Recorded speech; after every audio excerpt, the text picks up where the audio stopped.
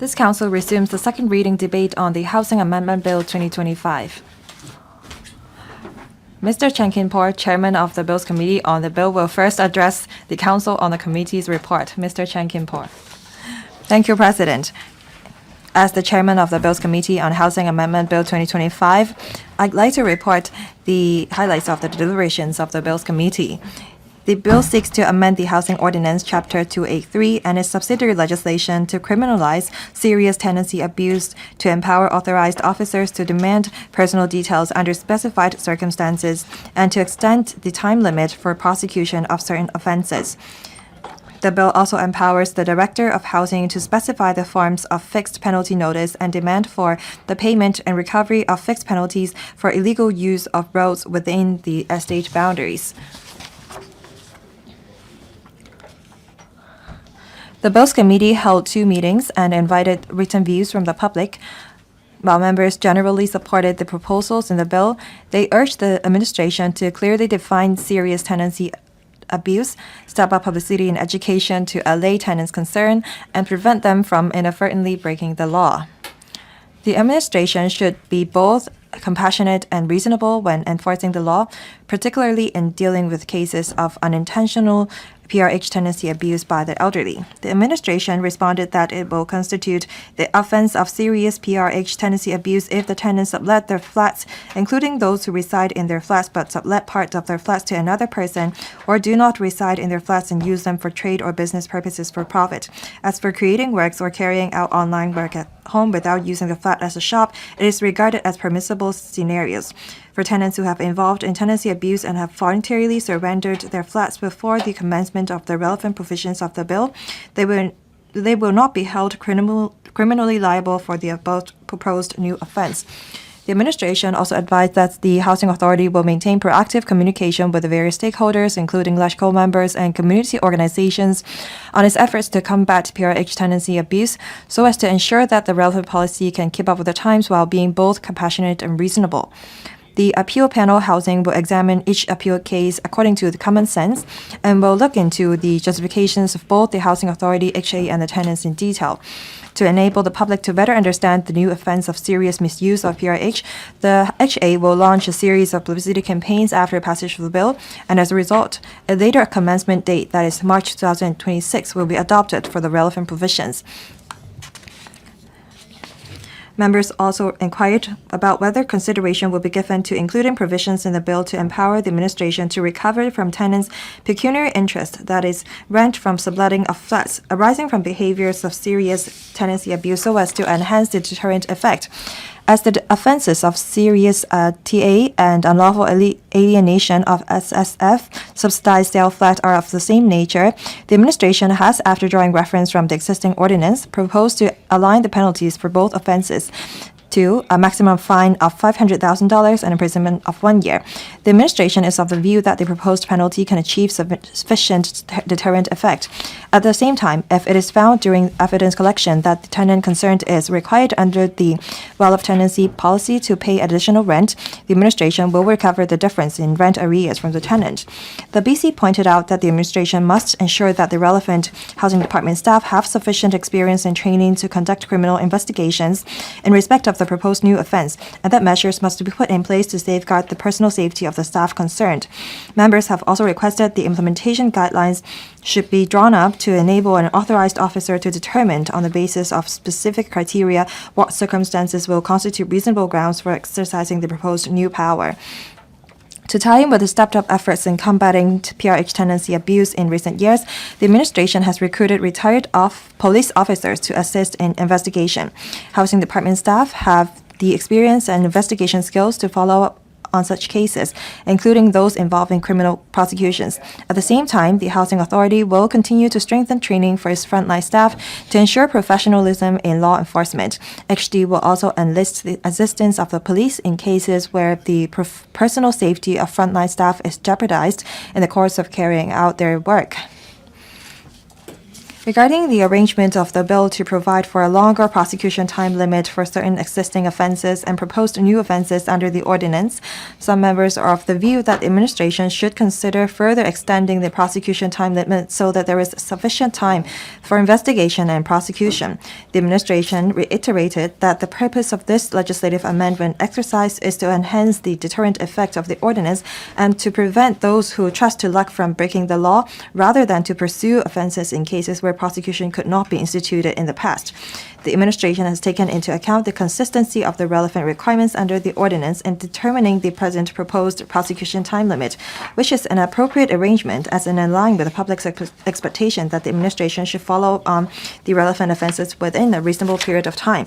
Having considered the views of the BC, the administration has agreed to move CSAs to introduce textual amendments to the long title and certain other clauses, in addition to refining and clarifying the specific operation of some clauses.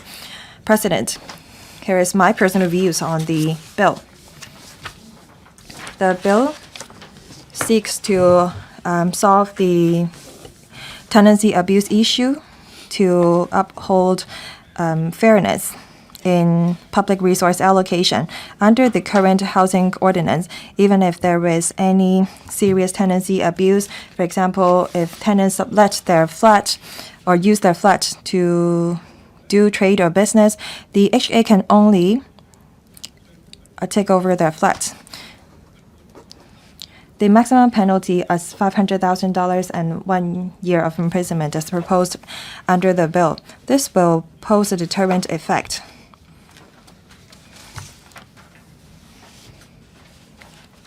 This will also enhance the turnover of the PRH units.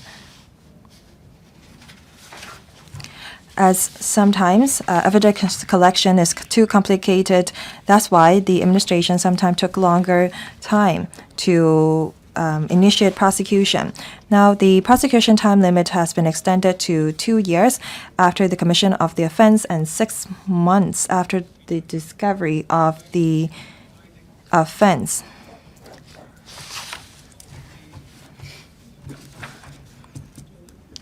The bill clearly define tenancy abuse activities such as subletting a PRH flat or granting a license for occupation or using or allowing the use of PRH flat for the purpose of relating to trade or business.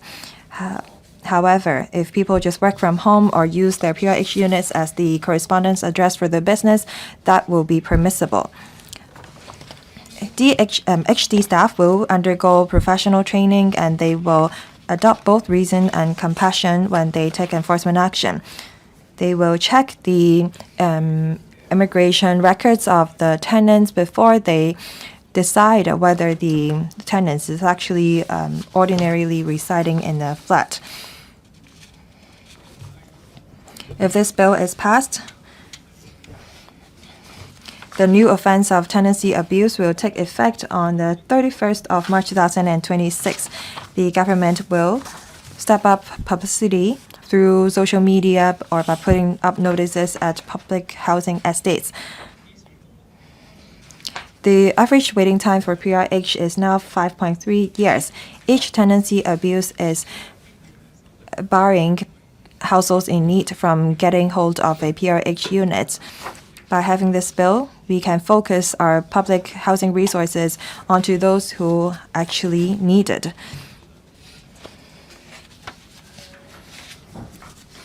I believe that the number of tenancy abuse cases will go down upon passage of the bill so that the public resources can be allocated more effectively. Thank you. Mr. Ronak Chan. Thank you, Deputy President. It is common knowledge that abusing public rental housing is abhorrent. Some recreational facility usage has been touted and abused. We have had a long history of abuse of public rental housing. There's a lack of awareness about this. In fact, the construction of public rental housing is very long. It costs about $1 million to build public rental housing. These abuse cases will affect the turnover of public rental housing. members of the public in need couldn't enjoy public rental housing. Statistics show last year the housing department discovered a total of 12,000 cases regarding a total of 6,800 notices to quit were issued. This shows how common the abuse cases were. There were also some very extreme cases. In 4 years' time, 80% of the time a resident wasn't living in that unit. After the issuance of the notice to quit, the occupant of the unit still sublet or still rent out the flat. So we need to enhance penalty. Before legislative amendments, false declaration of well-off tenancy policy and refusal to provide information, these are the common practices. In relation to serious tenancy abuse activities, the housing department could only terminate the tenancy and request the surrender of the flat. This is not deterrent enough. Because of this, the bill criminalizes serious tenancy abuse activities.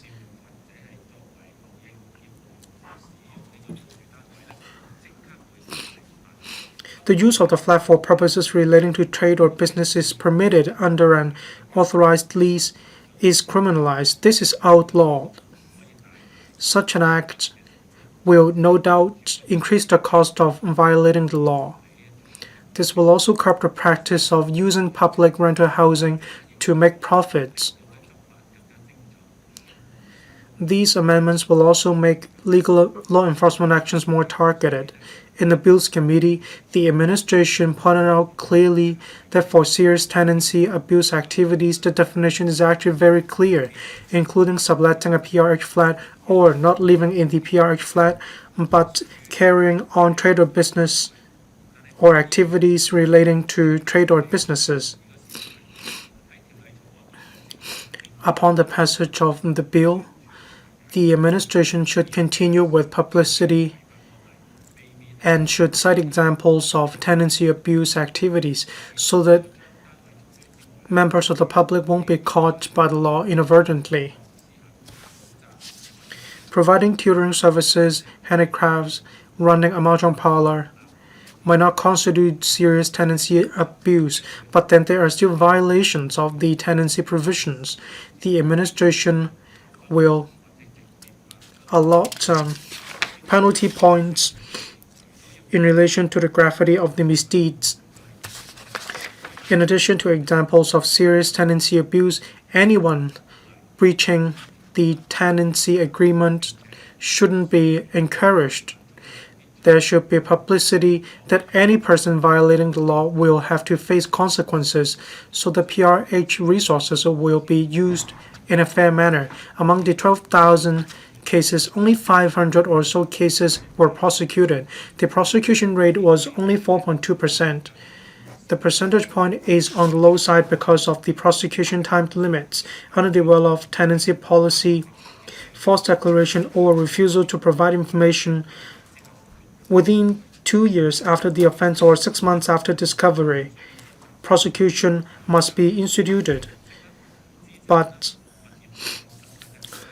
a lot of evidence will have to be furnished, including asset and income information. If there is income or asset overseas, the situation will be more complicated. It is proposed under the bill that the prosecution time limits be extended so that people breaking the law couldn't get away because of the short prosecution time limits. Most abuse activities happened because the owner of the PRH flat has other properties, so the PRH flat is left vacant for storage of things. The Lands Department and the Housing Department have already worked together to establish a mechanism to verify information such as whether the occupant has another property. there were 1,000 more flats being returned to the government comparing with the situation in 2023. A lot of experience has been accumulated. The administration wants to use the value of a vehicle to identify well-off tenancy situation. The housing department conducted visits to car parks of housing estate to check whether there are any luxury cars, to deduce whether the financial conditions are more than the threshold limit. But then it was later found out that the vehicle might have been lent by someone else, or the driver of the vehicle is working for somebody else. In other words, the vehicle doesn't belong to him or her. That's why the administration drew on the experience of the land registry to have a system by which the administration identified tenants whose asset and income limits really exceed the relevant threshold. At present, the declaration of income and assets rely on the submission of paper documents. In the past, the administration could only conduct surprise checks. In other words, the administration couldn't check all the papers. Some tenants might think that they could try their luck and they wouldn't have their documents checked. I strongly advise that the government harness technology to build a database of PRH tenants. Then tenants will not only be able to submit information easily, but then the administration will also be able to work with land registry as well as the transport department to verify the veracity of the information. Then we can plug the regulatory loophole. Deputy President, the administration has taken a multi-pronged approach to combat the abuse of PRH flats. We have already seen results, but we need to understand combating PRH abuse isn't a short-term effort. We need to continue to do so in order to ensure that PRH resources are shared in a fair manner among different members of the public in need. I believe with the legislative amendments, there will be less tenancy abuse in Hong Kong. So tenants of PRH flats will be able to enjoy the flats if they are truly eligible. I so submit I support the bill. Thank you, Deputy President. Mr. Kitson Yang. PRH flats are precious resources of Hong Kong. They solve the pressing issue of a lack of housing in Hong Kong. Choi Tin-fong case revealed the fact that her family member had another property. The housing department then revised the well-off tenant policy. A mechanism was set up together with the lands registry to check other properties in addition to the public rental housing owned or being rented by the tenant. The current term government has achieved results in relation to combating tenancy abuse. Up till February this year, a total of 8,000 units were returned to the government. This is remarkable result. It is equivalent to the saving of construction fees of $8 billion. We should commend the efforts of the housing department. The cost of violating the law is indeed too low. The housing society doesn't have any power to institute prosecutions against those violating the provisions.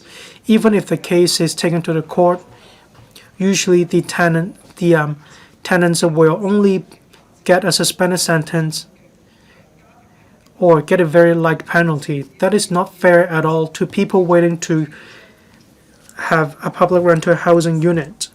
This bill criminalizes serious tenancy abuse activities. The maximum penalty is $500,000 and imprisonment term of 1 year.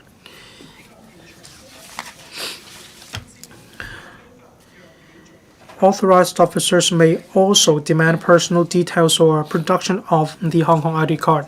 Then the housing department will be more than just a toothless tiger.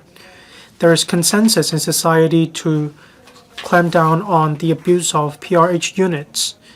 Some people sublet the units or use the units for commercial activities. They shouldn't be condoned. We should also penalize these people. For example, they should pay a fine or they should even be imprisoned. This will enhance the deterrent effect and they wouldn't try their luck.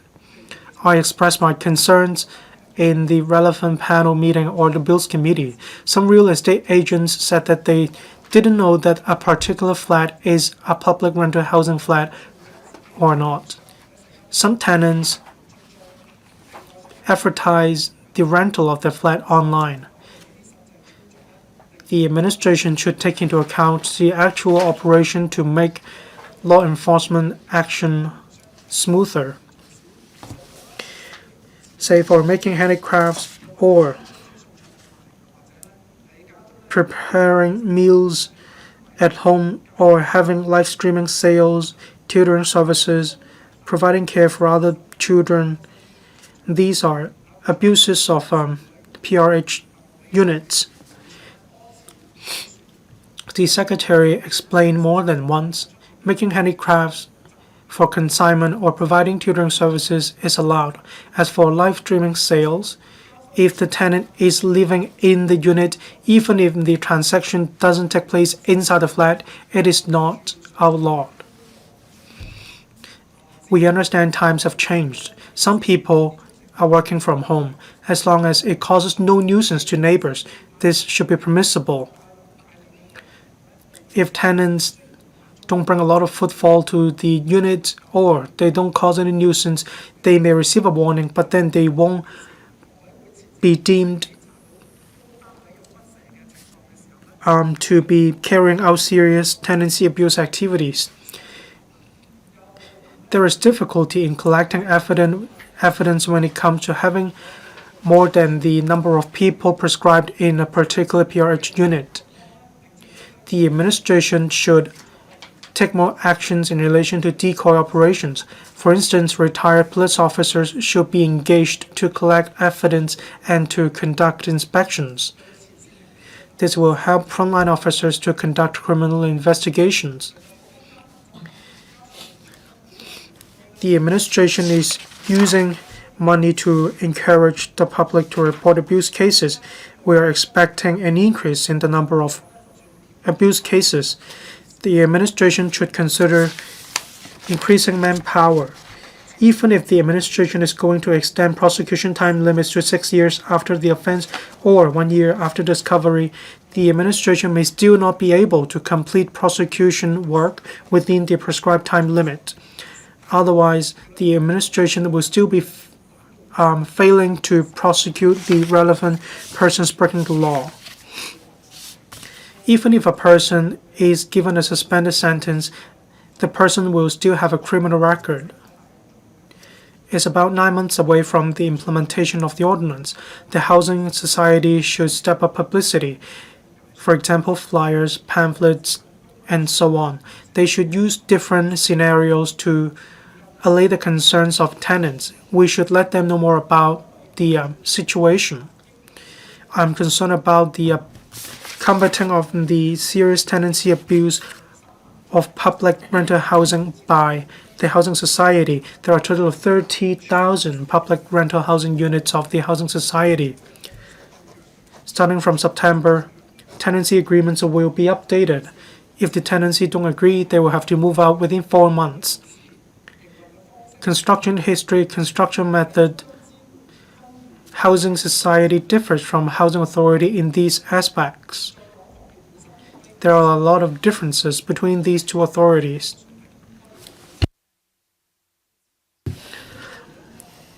The tenants under the housing society are paying 30% to 50% more than those of housing authority, save for the rent of one public rental housing unit. The rent is 50% higher comparing with other units.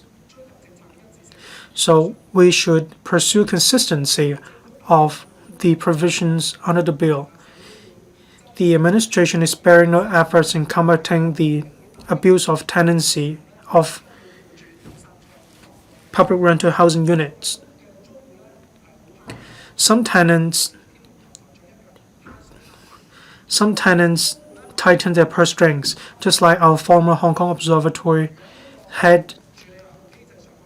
He really saves money. We should adopt a human-centric approach in order not to catch those who aren't really abusing public rental housing flats. In order to increase the turnover of public rental housing flats, we need to have sufficient subsidized housing so that there will be a housing ladder for members of the public. As long as the public have aspirations for having a public rental housing, then they won't lie flat. I support the bill and the amendments. Thank you.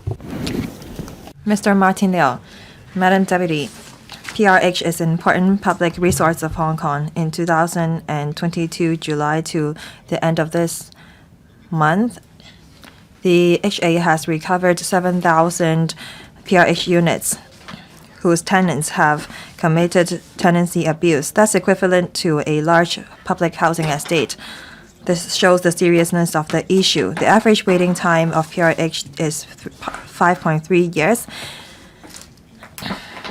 Many people have to wait a long time before they can get hold of a flat because of the tenancy abuse issue. So we must deal with it as soon as possible. Under the existing housing ordinance, only false statement under the well-off tenancy policies will attract penalty. For other abuse activities, the HA can only terminate the tenancy agreement and recover the unit. The HA has no power to prosecute the tenants. This lacks the deterrent effect.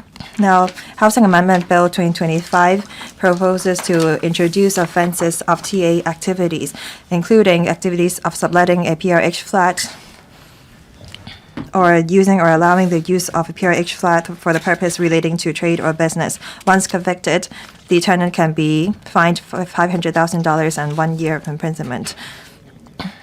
Public housing is a valuable resource of our people. It should not become a tool to make money. The proposals of the administration is deterrent, and this sends the message to the people that we don't tolerate tenancy abuse of PRH. While we increase the penalty level, I think that the government should step up inspection, patrol, and enforcement to combat tenancy abuse. The Ombudsman promulgated a report in January this year, shows that the HA in the past 7 years has only prosecuted 1.7 and 4.2% of the tenants. On social media platforms, we can still see advertisements of PRH units for lease. These are illegal, so I think that the administration should combat such activities. Currently, tenants who live in PRH less than 10 years don't have to declare their income and assets. Only those who live in PRH units for longer than 10 years will have to make the declarations. Many people these days choose to live on the mainland. How many of them are well-off tenants?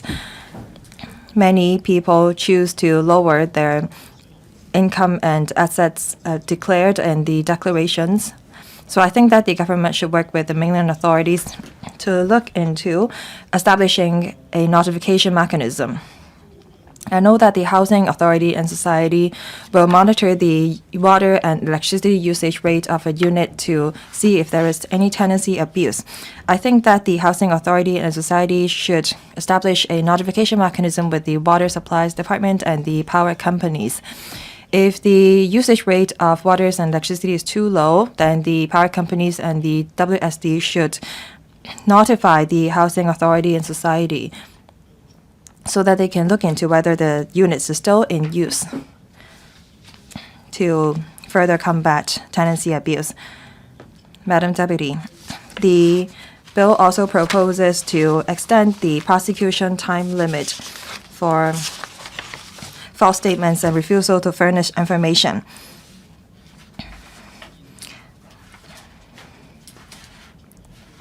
In respect of false statements made under the well of tenancy policies and refusal to furnish information, proceedings may be brought at any time within 2 years after the commission of the offense or within 6 months after the discovery thereof by the authorized officer. However, the Ombudsman found out that many offenses were discovered after 6 months when it was committed. That's why the Housing Authority could not institute or instigate prosecution against these tenants.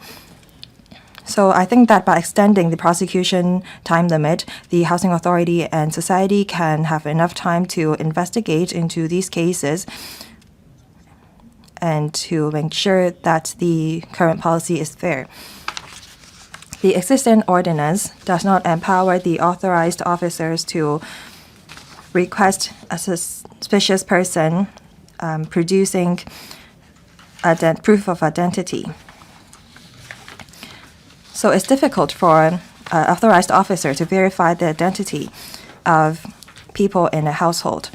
The bill empowers the authorized officer to empower the relevant person to demand personal details for inspection, despite the fact that they don't have a warrant. This will enhance the efficiency of the work of the authorized officers. Madam Deputy, PRH is a policy to help people with low income. However, some people take advantage of these units, and this is unfair to people in need. Lastly, I think that upon passage of the bill, there will still be people who are unsure what constitutes serious tenancy abuse activities. The administration once said that creating handicrafts in a PRH unit to sell outside the household, that's not serious tenancy abuse. However, providing nursery or childcare services or offering tutorial classes at the PRH units will constitute serious tenancy abuse. I think that the administration should step up publicity. Thank you. Mr. Lerman Kwong. Thank you, thank you, President. There are hundreds, thousands of households waiting for a PRH unit. Public housing unit gives them hope. So we have to make sure that these resources are fairly allocated to ensure the stability of our society. So I support the Housing Amendment Bill 2025 to define subletting a PRH flat or using the PRH flat for trade or business as serious tenancy abuse. The violation, the TA activities will attract a $500,000 fine and 1 year of imprisonment. Authorized officer will be able to ask any suspicious persons or trespasser to produce proofs of identity, and the prosecution time limit will be extended. There are many people who used the PRH unit to do trade or business. All they had to do was to surrender their flat. This is not fair for law-abiding tenants. There were also tenants who sublet their flat and charged these sublettees rent. When the HA conducted an inspection, the relevant tenants said that the person who stayed there were their friends, and the HA officers currently have no power to demand personal details from any trespassers or suspicious person. The bill will ensure the fair allocation of public resources.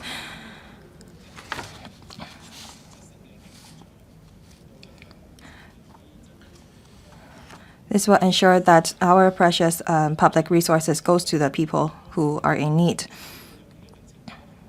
When this bill was first tabled, there were people who have concerns. Tenants of PRH estates are worried if they will be breaking the law inadvertently if they help their neighbors take care of their children or create handicrafts in their homes. The administration said that working from home, creating handicrafts, and taking care of children for their neighbors will be permissible, as long as the tenants don't turn their flats into a shop.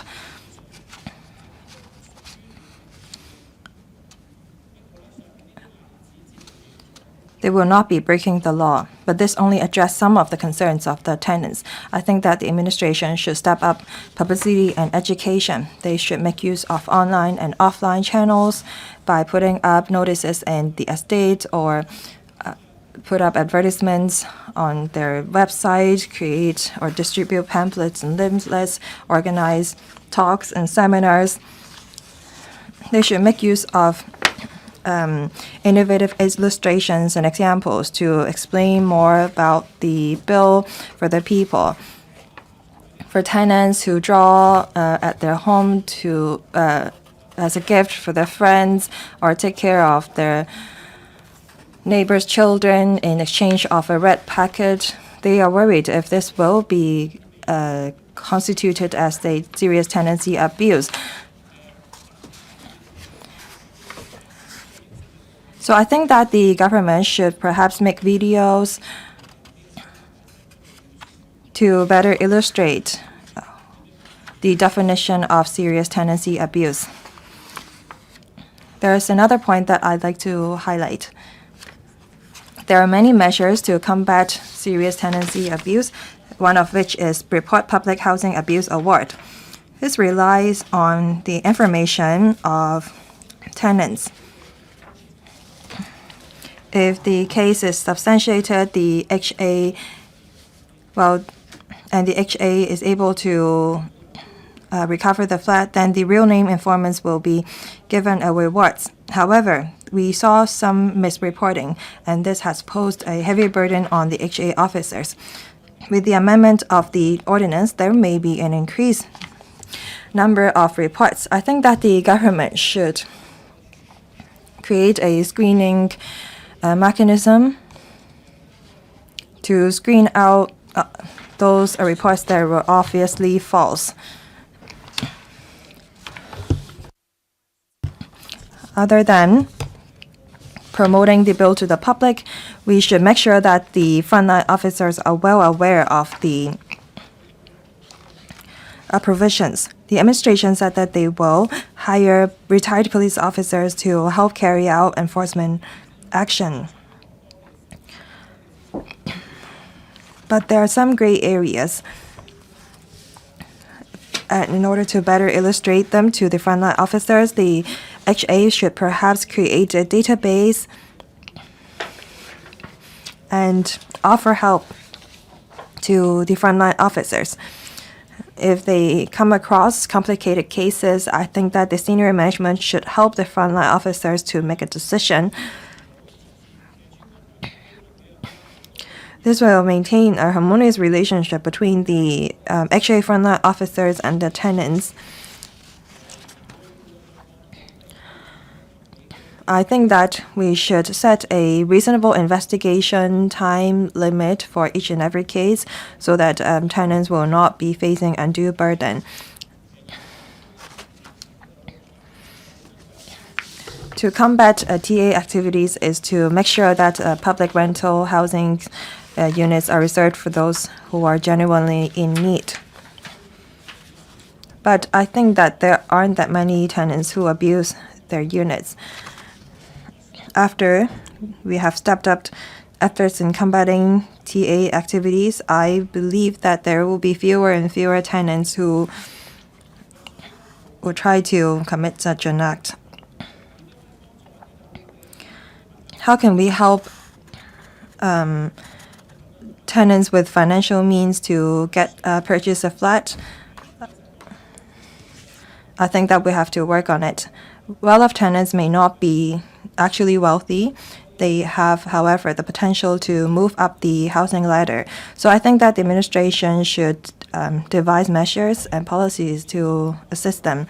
I think that we should create a well-off tenant saving plan so that we can, say, save up the extra rent that they pay and allow them to use them to pay for the down payment of subsidized sale flat. For example, the government said that they will increase the ratio of green farms in the subsidized sale flat. This will help well-off tenants purchase a flat and surrender the PRH units to those in need. While we combat serious tenancy abuse, we have to make sure that we are at the same time improving our housing ladder to encourage those with financial means to move up the housing ladder. The administration must devise clear guidelines and promote publicity of the bill. As also support the Housing Amendment Bill 2025. Mr. Tony Tse. Thank you, President.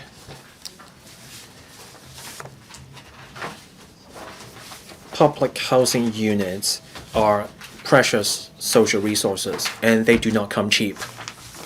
The average building cost for a unit is close to $1 million, and we haven't factored in the premium, as well as the day-to-day maintenance and repair costs. As at the end of March this year, there were more than 200,000 cases on the waiting list for PRH or public rental housing flats. We want to make sure public resources are used properly. We also want to ensure sustainability and fairness of public housing. For all those reasons, we should step up the effort against tenancy abuse of PRH flats. Many years ago, we called for tougher actions, but back then, the situation was very much dictated by populism. People were worried about their election prospect. Officials hesitated to take action, and that led to delays. And that led to worsening tenancy abuse. The problems got worse, and that led to more wasteful practices with public housing resources. The government had to build more PRH flats on more land to meet the needs. But the current term government takes the initiative, and it has taken a range of measures to combat serious tenancy abuse. The government has worked with different departments and also the mainland on spotting tenants who own properties elsewhere, including in the mainland. Tenants are now required to declare their assets and income. In January this year, a reward scheme was launched, the Reporting Public Housing Abuse Reward. Hopefully that will help us combat abuse. In fact, these measures have paid off. In just 1 year, the Housing Authority recovered more than 7,000 PRH flats. And that means close to $7 billion taxpayers' dollars in savings. Many such units recovered are in urban areas, and they are popular with PRH applicants.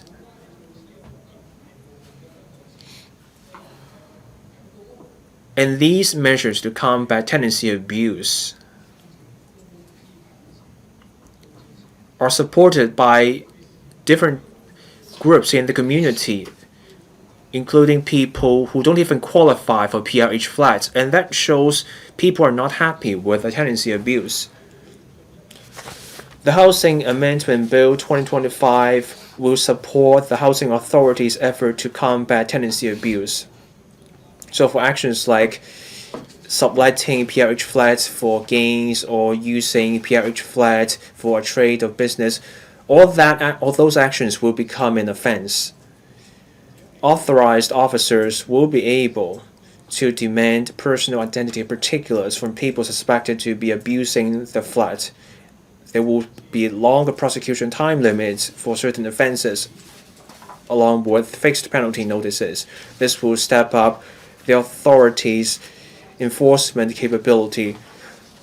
The offenses will come with greater deterrent effect. We support the principles of the bill, but then we have to be careful with the details. Now, there's a requirement that tenants cannot use their flats for trade or businesses. We don't want tenants to turn their flats into party rooms, gyms, or beauty centers. We all agree those actions count as serious tenancy abuse. Let's criminalize those actions and let's toughen action against them. But there are people using their flats purely as a business registration address, or people offer private tutoring classes, and some people do live commerce in their flats.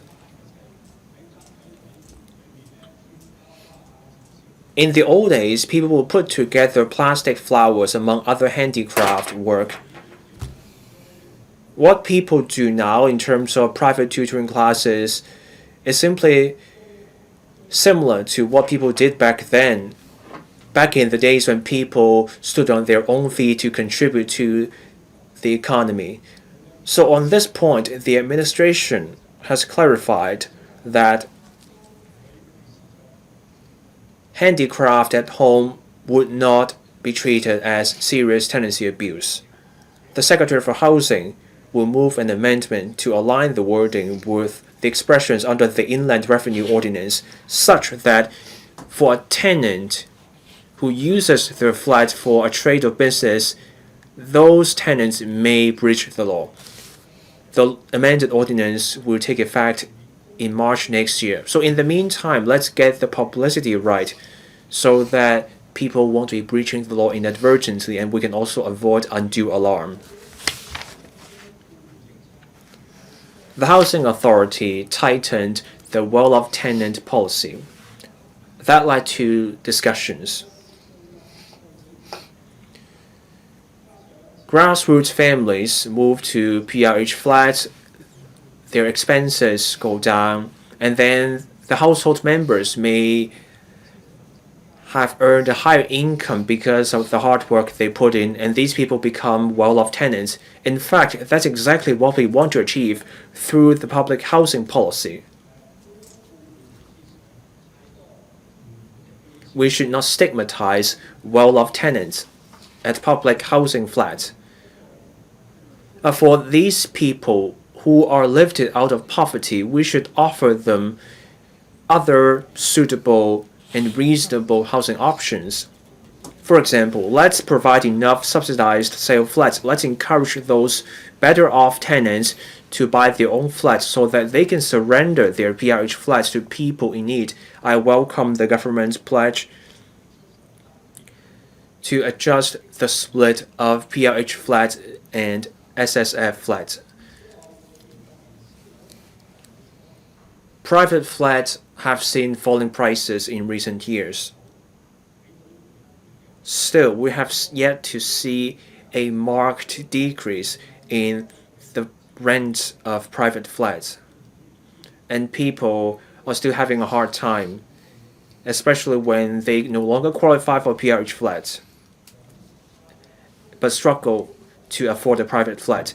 Now, we are expecting to deliver more flats than expected under the long-term housing strategy. So I hope the government can adopt my idea, and that is launching PRH flats, public rental flats, for households whose income is higher than that for ordinary PRH flats but cannot afford private flats. Let's offer such flats so that these households can save, can spend the money on further education and advance along the social ladder. As I said at the Bills Committee's discussions,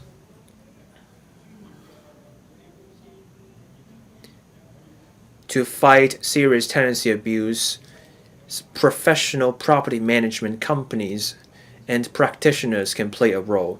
So let's step up consultation of this with the sector and step up training for them. Let's provide incentives for them to help the government deliver its housing policy so that we can achieve what the public also wants to see. I so submit I support the second and third reading of the bill and all the amendments to this bill. Mr. Vincent Chan.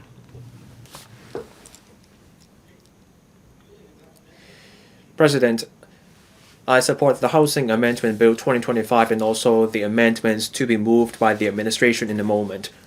This bill is there to combat serious tenancy abuse. That's because social public rental housing units are precious social resources, and these resources should go to those in need. Serious tenancy abuse will be criminalized. In the past, we simply took back the flat, but in the future, we will hold the culprit criminally liable. That's why we need accessible ways to tell people about the new law so that people don't breach the law inadvertently. I was a member of the Bills Committee, and we discussed these points during those discussions. Next March, the new law will take effect. In the meantime, we will need publicity. Now, this bill will criminalize serious tenancy abuse. This will be a new offense. Authorized officers will be able to demand personal particulars from relevant persons. There will also be a longer prosecution time limit for making false statements or refusing to provide information. All these measures will help us achieve a greater deterrent effect. After the bill was made public, my team and I gauged the views of PRH tenants. Now, for people on the waiting list for PRH flats, they would like to be able to secure a flat sooner. I've been following the subject of subdivided units for many years. I know how they feel. As at the March this year, the average waiting time for PRH applicants has been 5 to 5.3 years. For elderly singleton applicants, they have to wait 3.3 years on average before accessing a flat. That's quite a long time. There was a consultation on basic housing units. My team and I launched a questionnaire, and we also gauged residents' views. More than half of the people we surveyed waited for 4 or even 7 years for a PRH flat. The government has done much to speed up the building of PRH flats. Still, grassrooters have to wait a long time for PRH flats, and they are suffering during this wait. So in terms of fairness in resource allocation, when you have people making false declarations about their assets, or they're subletting their PRH flats, or they are letting other people use their PRH flats for non-residential purposes, we should not allow that to happen, and that's unacceptable. The government has taken a package of measures to deal with that. So we now have this public housing award scheme, abuse award scheme. All those measures paid off. We have recovered 8,000 units, and that's equivalent to a large housing estate. This year, we recovered 3,000 flats. In the past, we only got back maybe 1,000 or 2,000 flats each year. So the results are down to the efforts of the Secretary and her team. And we have achieved $8 billion in savings. We support this bill. At the same time, we have noted concerns from PRH tenants, and people are worried about overkill. Other members have already cited different examples, so I do not propose to go into those specifics again.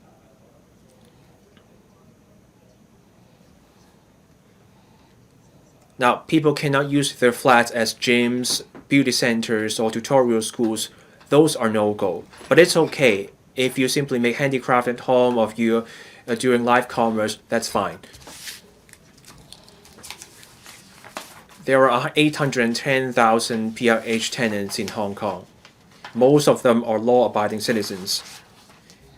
This bill also proposes a longer prosecution time limit for certain offenses. And people now have to declare their assets every 2 years. Most PRH tenants are law-abiding citizens.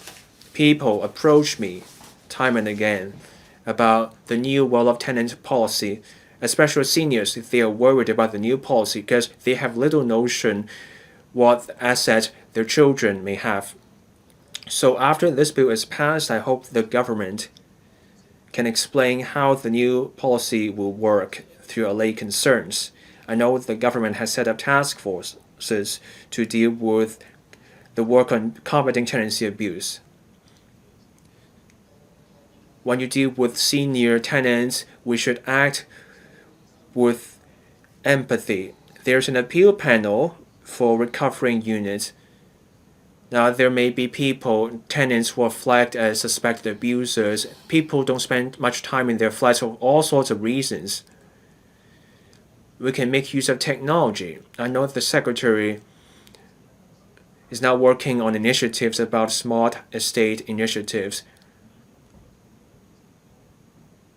There's room for technology to play a role.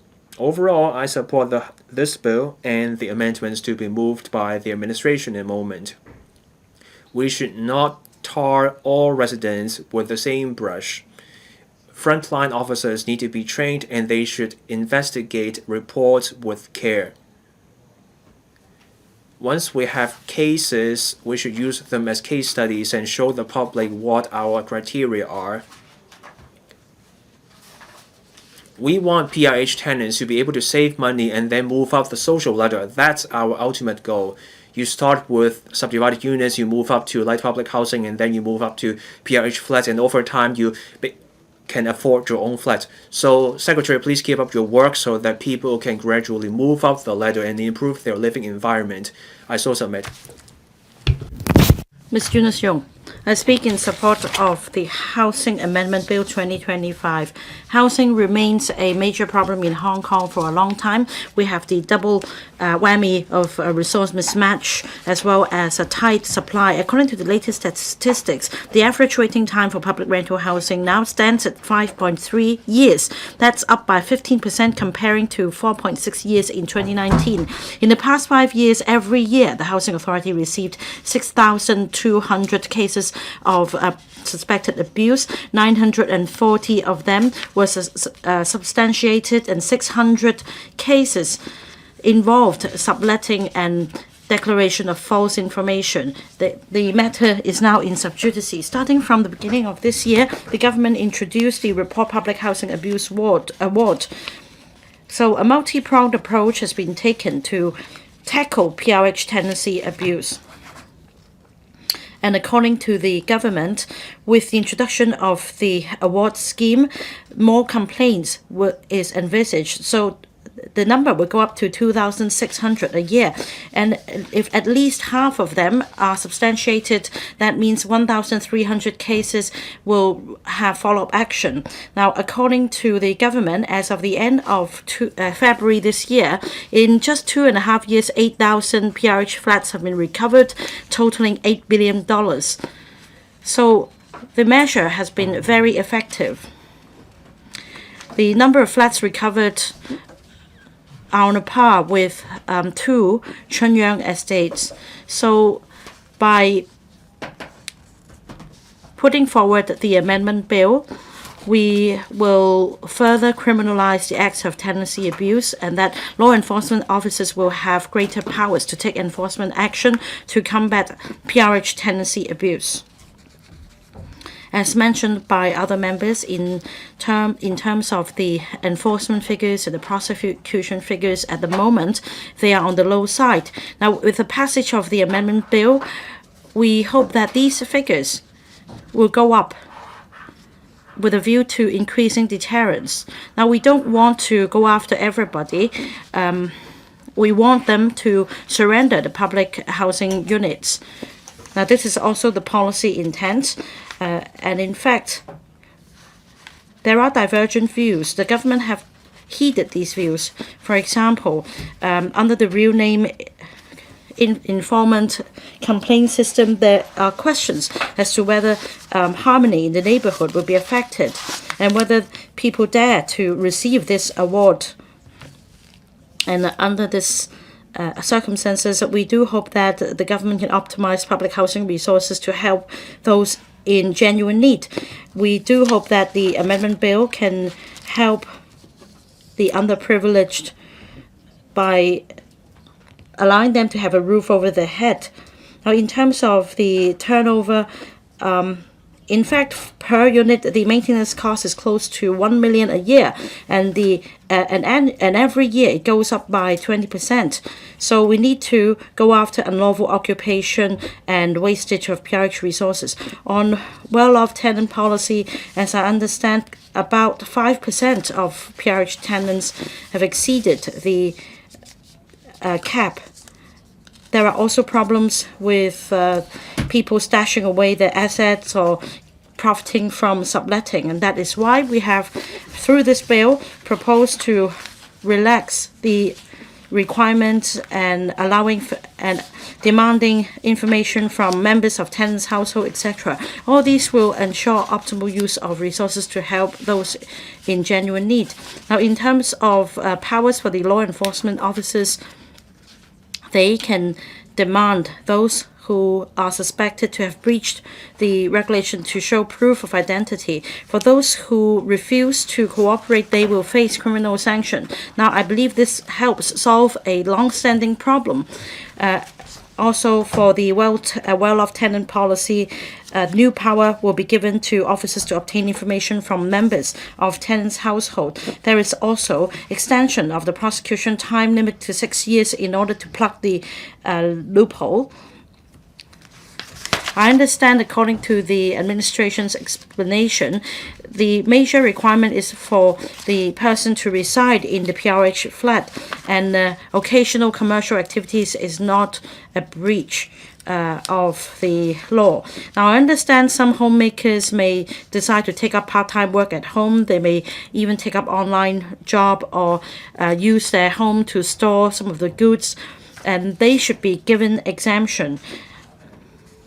The government should step up publicity of the new arrangement so that people have a very clear idea about where the bottom line is. And if there is a problem, there should be a transitional period so that everybody is clear about the law.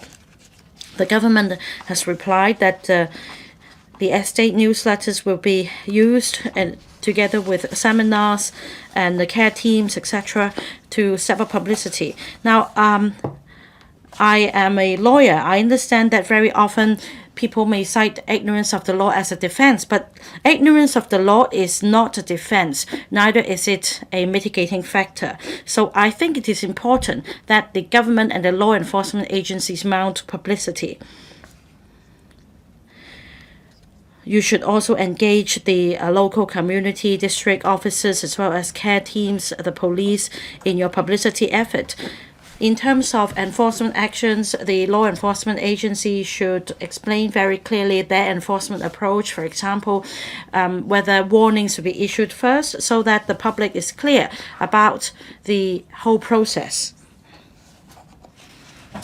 And after passage of the bill, likewise, I believe the public would like to have an update of the latest figures, the effectiveness of the new arrangement, and whether the waiting time can be shortened. Now, in fact, I told this to the administration before, but I'd like to take this opportunity to talk about the waiting list again. Now, during our exchange session in the antechamber, I put the same point to the secretary. It is important that we enhance the transparency of the waiting list. Whilst the government is combating PRH tenancy abuse, we need to level with the public our progress and the latest trend. For example, in just 2.5 years, we're able to recover 8,000 flats. Can we identify the trend here, and then using big data analytics, we can then say, for example, 5 years down the road, 20,000 flats can be recovered, and then as a PRH applicant on the waiting list, I will have an idea how long I'll have to wait. For example, I may be assigned a number so that I have an idea when exactly I'll be given a flat offer, because we have several 100,000 people on the waiting list for PRH, and we also have some young people, senior citizens, singletons, family applicants. There is a longer waiting list for public rental housing in the urban district comparing to, say, the outlying islands or the new territories. So the public has a right to know. The government should enhance transparency to let them understand better the arrangements. This will give them greater reassurance, and they will have a sense of bliss. Mr. Jeffrey Lam. Thank you, President. I speak in support of the Housing Amendment Bill 2025. Public housing is one of the valuable resources in Hong Kong. This government has taken a hardline approach to combat PRH tenancy abuse, and it has yielded significant results. In 2.5 years, the government has managed to recover 8,000 PRH flats. And using Oilman Estate Homentin as an example, it has altogether 6,000 flats. That means the government has been able to recover the number of units equivalent to an entire housing estate, and that's about $8 billion of construction costs. According to the bill, new powers will be given to authorize officers to demand suspicious persons to provide information. There is also a proposal to extend the prosecution time limit so that the law against PRH tenancy abuse will be more comprehensive and more effective. Now, I think that after passage of the bill, we should be able to prevent abuse of PRH units as a means of profiteering. At the moment, some PRH tenants sublet their flats for carrying out businesses.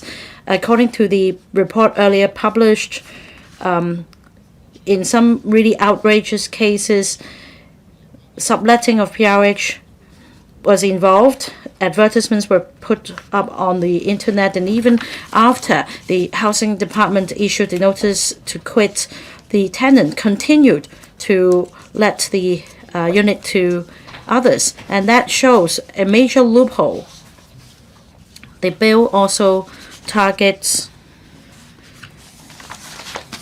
people involved in serious public housing rental tenancy abuse, including tenants, estate agents, intermediaries, so on and so forth. And the penalty will be brought on a par with serious PRH tenancy abuse for those who abuse subsidized sale flats, and that means a maximum penalty of $500,000 in imprisonment for 1 year. I think this will significantly ramp up deterrence. My second point is this. We have PRH tenants unlawfully occupying PRH units whilst having properties of their own. At the moment, there are cases involving household members being property owners who also reside in the PRH units, and they also make false declarations. Because of the prosecution time bar, these people have not been prosecuted. The bill proposes to extend the prosecution time limit. This way, housing department will be able to have more time to conduct investigation, and the prosecution division and the law enforcement officers will have more time to verify the situation and take follow-up action. Now, we need enhanced cooperation among government departments so as to cross-check the information provided by PRH tenants in their declarations, such as property ownership and the ownership of private cars. The housing authority will also make use of an AI system to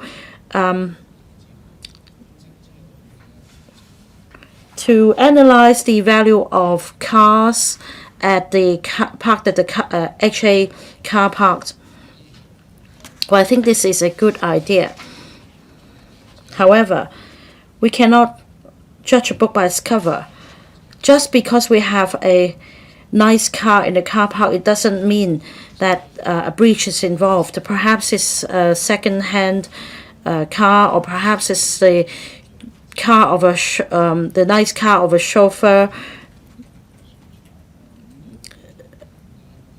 just parked at that place. So the government should continue to step up publicity so that the public has a clear idea about the consequence of PRH tenancy abuse, so that there won't be abuse of public resources.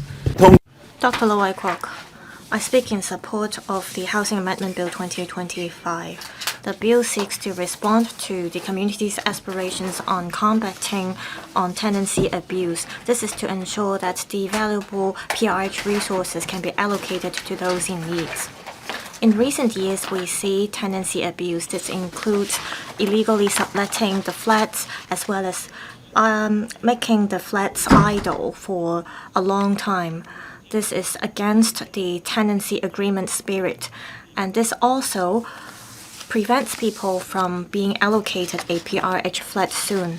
The Housing Authority has been committed to increasing the supply of housing, and they have been trying to ensure the fair distribution of PRH resources. I am an existing member of the Housing Authority, but there are no pecuniary interests in relation to this item. There should be stringent law enforcement. I believe people in Hong Kong support this. Since 2023, the SAR government has rolled out a series of measures to combat tenancy abuse. This shows the government attaches importance to this issue. And based on previous experience, the administration is of the view that it is necessary to amend Cap 283 and the subsidiary legislation. This is to improve the legal framework, and this is also to curb tenancy abuse. This is also an act needed to uphold fairness of the system. The bill covers 4 major areas. First, it will criminalize the unauthorized letting occupation of use for trade or business. Under the existing system, the Housing Authority only has the power to terminate tenancy agreements for people concerned, and this is not deterrent enough. And the highest penalty under the bill is set at $500,000 and 1 year's jail term. For in unlawful alienation of flats, we need a penalty level that's deterrent enough. We have to make sure those, for example, estate agents, as well as those offering intermediary services, to be criminally liable. We have to prevent those who risk breaking the law. In the past, the penalty was not deterrent enough, but after the amendment of the bill, those who break the law will face serious consequences. The bill is to empower authorized officers to require persons believed to be trespassers to furnish identity information. This is to help identify trespassers, and this will also reduce hurdles for authorized officers to enforce the law. I think the administration have to ensure that the authorized officers will receive enough training to ensure they know how to make use of their power to prevent abuse of power. Also, the bill seeks to extend the scheme to tenants as well as household members of the relevant flats, and the prosecution time limit for the relevant offences will be extended to 6 years after the commission of the offences. And this will help in officers investigating cases that are complicated, for example, involving cross-boundary properties. And according to the bill, a household member has to be referred to a family member that's listed on the lease, and the Secretary for Housing will amend Clause 5(1) in relation to this. The bill also states that the power will apply to those occupying the relevant land, and this will allow time for authorized officers to investigate the relevant cases. The bill also empowers the Director of Housing to specify certain forms. This is to combat those who breach the bylaws concerning the use of vehicles within public housing estates. The administration has taken on board the committee's view, and it will amend Clause 14(2), allowing those who pay fixed penalty to submit payment of notices as well as demand notices. They can also provide the notice numbers, and they can, in relation to the instructions set out in the notice, to pay the fixed penalty. I support this measure. This will help enhance administrative efficiency. I think this bill is necessary. It can help enhance the deterrent effect, and this can help combat tenancy abuse. This can release PRH flats to the families with genuine needs. I have the following suggestions. First, the bill will empower authorized officers to do certain things, and so the administration will have to enhance the training in this regard to enhance the ability to enforce the law. There should be extensive education and publicity to ensure that the public has an understanding about the new law. There should be clear definition of acts concerning tenancy abuse so that members of the public will not breach the law inadvertently. After the implementation of the bill, the government should regularly review the implementation as well as the effectiveness of the measures. Public rental housing concerns the interests of a lot of people. There should be zero tolerance in relation to tenancy abuse. Hopefully, through this bill, we'll be able to build a fairer system in terms of allocating public rental housing. I speak in support of the Housing Amendment Bill 2025, as well as the amendments to be moved by the Secretary for Housing. Dr. Wendy Hong. Thank you. In 1953, there was a fire in Shek Kip Mei, and the government rehoused the residents. And this started a chapter for public rental housing in Hong Kong. Over the past 70-some years, the PRH has been serving as a safety net for the community. It offers low-income households an accommodation, and this helps return resources to the community. This is a good initiative because it helps people move up the housing ladder.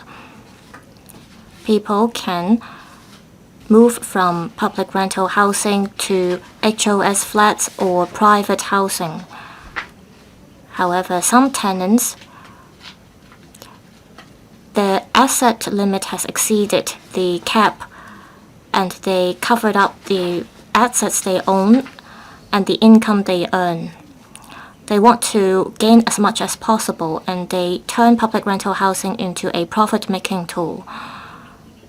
According to the administration, in July 2022 to May this year, about 8,000 PRH flats have been recovered by the administration. This is equivalent to a large-scale housing estate. That means 8,000 families who need PRH resources. Because of tenancy abuse, they are still on the waiting list, and they cannot be allocated a PRH flat. The existing ordinance have loopholes. Even those who are found to abuse PRH resources, they only need to surrender the PRH flats. Previously, the government had evidence, but they could not initiate prosecution because of the restrictions. And this allows PRH tenants to plug the loopholes. Currently, the waiting time for PRH housing is as long as 5.3 years. The abuse of each flat exploits and deprives grassroots families the right to be allocated a PRH flat, and this makes valuable resources go to waste. I think we should step up law enforcement efforts so that the laws could actually have its role. The bill covers 3 major areas. It is to criminalize the unauthorized letting, occupation, or use of residential flats for trade or business. It is also to extend the prosecution time limit. This sends a strong message to the community that tenancy abuse should not be tolerated. During the discussion at the Bills Committee level, members are of the view that the bill should move with the times. I think after the passage of the bill, the government will need to put in resources to do the following. First, it should step up education and publicity. After the passage of the bill, acts constituting serious tenancy abuse should be clearly defined. This is to dispel concerns of tenants so that they won't breach the law inadvertently. There should be a mechanism to keep track of the number of prosecuted cases. There should be records in relation to cases that could not be prosecuted because of the time limit. In future, these statistics and data will be an important reference for the administration to adjust the policy. It will serve as an important basis. Also, light public housing as well as transitional housing should be included under the policy. There are 30,000 light public housing units as well as about 30,000 transitional housing, and they are currently not applicable. They account for about 7% of public housing. They are all considered as public housing resources, and they should be regulated like the public housing units that we are talking about here. We should ensure that all public rental housing resources should be allocated to those with genuine needs. I'd like to take this opportunity to thank Secretary as well as her team for their efforts. Over the past 2.5 years, they have recovered 8,000 public rental housing flats, saving about $8 billion for the government. This has been very effective, and this has set an important foundation for the recovery system. I'd also like to give support to the government in lifting the cash allowance scheme. Since 2021, those who wait for PRH housing for 3 years, they can get cash allowance. As at 2025, it has disbursed about $5 billion of cash allowance to those on the waiting list. This is to relieve the financial burden of grassroots families that are waiting for PRH units. The government has been building transitional housing as well as LPH flats, and so this helped boost the supply of PRH units according to the land housing strategy. Over the past 5 years, the Housing Society as well as the Housing Authority will have offered about 100,000 PRH units that include about 33,000 GFS flats.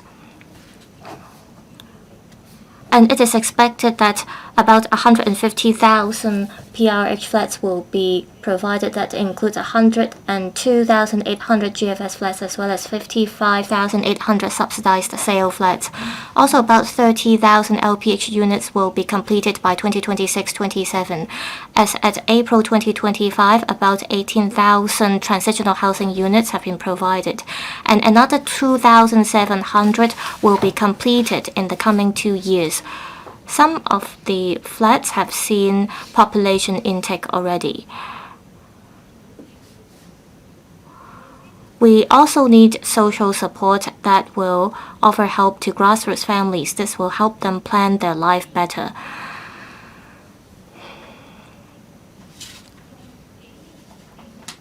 Previously, there was the cash allowance scheme, but compared to the times before, there has been a greater supply of public housing units, and so people have the choice to improve their living environment. So the government should not be continuing to subsidize people in this regard. We don't lack public housing. We instead need the rung of ladder between public housing as well as private housing and HOS flats. However, we've put a lot of resources into building public housing, and it seems that public housing has become the best option for our people. Currently, if you wait for public rental housing, you get subsidies, and this enhances the appeal of public rental housing. For the sandwich class that relies on their own, they have fewer options. Their living environment is not as good as those who rely on social security as well as public rental housing. Recently, the government announced that on the 30th of June 2025, the cash allowance scheme would be lifted. Some people objected to this.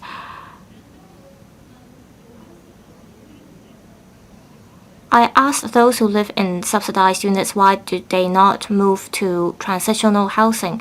They think they want housing units in the same district. For those who live in SDUs, they can get subsidies if they are waiting for public housing. For the sandwich class, they are still struggling in SDUs. And this is discouraging people to rely on their own. We are facing a serious fiscal deficit. We should use our public resources carefully. So I support the government in lifting the cash allowance scheme. I so submit. Thank you. Mr. Dennis Lam. In 2025, there is the bill to amend the housing ordinance. This is the bill. It criminalizes serious abuse of tenancy of PRH units. I'm a member of the Housing Authority. I speak in support of the bill. There has been update from law enforcement to prosecution. This will correct the abuse of tenancy units. It removes barriers for law enforcement officers. Authorized officers are empowered to require persons to furnish identity information. There is also the extension of prosecution time limit for making false statements and unlawful alienation. I think this will make sure that PRH resources are properly used. I support the direction of the bill. However, when it comes to the implementation details, say consultation, public education, and the effectiveness of the extension of time limit, I think that different parties will have to do better to dispel concerns and disputes. A number of members have asked the administration to step up publicity. The definition of serious abuse should be clearly explained. If the flat is used for commercial purpose, then it is serious abuse. I agree with that. However, there are people who use the PRH units as warehouse or they sublet the unit. There is a general consensus that this is serious abuse as well. Times have changed. A lot of youngsters, for different reasons, choose to become slashers or freelancers. They may work part-time for an online shop they set up. They use the PRH units as a workplace. They may offer tuition lessons or hobby, other leisure activities lessons. This may not be a serious abuse, but there may be misunderstanding. If there is prosecution, it may be seen as a breach of agreement. They will have to surrender their units. So in some areas, the administration should make it very clear to dispel concerns of people who use their home as a workplace. This will also increase the burden on law enforcement officers.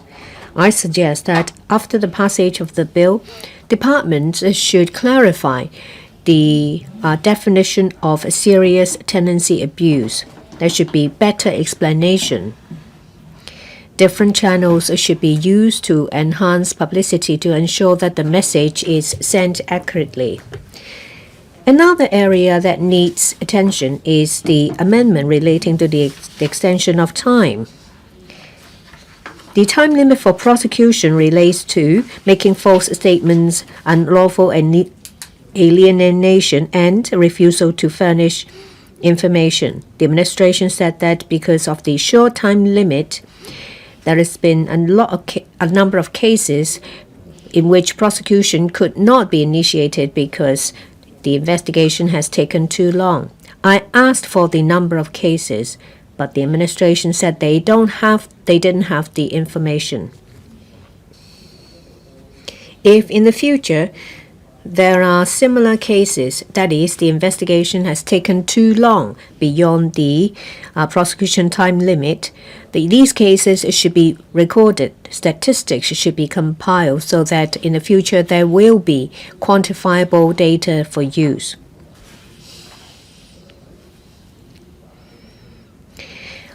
On this occasion, the extension is to 6 months after discovery, from 6 months after discovery to 1 year and 6 years after commission. In the future, there may be another adjustment. Since 2022, the Housing Authority has already recovered about 7,000 units. As others have said, the number is equal to the number of large public housing estates. This term of the government has done a lot more. They have improved measures and initiatives. They have even offered the Report Abuse Award. The administration has also achieved some kind of success in finding out assets and incomes of tenants. This bill will enhance the deterrent effect. Serious abuse will be a criminal offense. This shows the administration's determination. I ask the administration to always strive to do better so that precious PRH resources can be used on those who are in dire needs. I speak in support of the bill. Mr. Kenneth Fogg.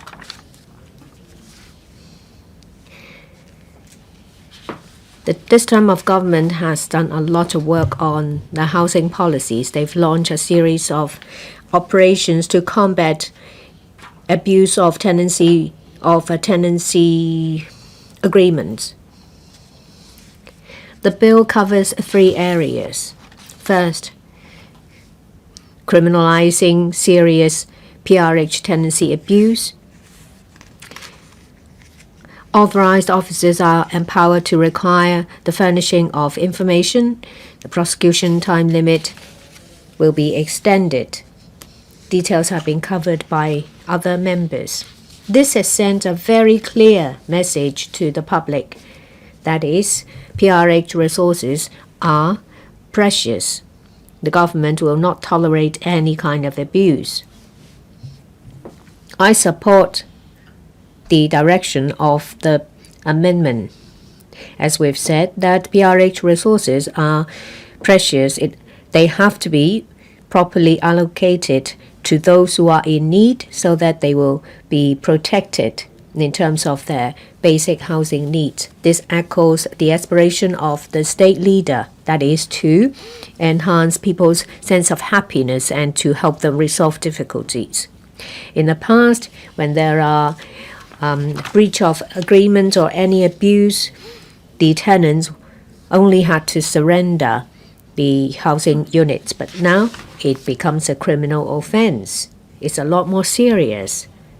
It's because of this reason, many people have voiced their concerns. The original intent to combat serious tenancy abuse is correct. The abuse of PRH resources has also given rise to a lot of conflicts.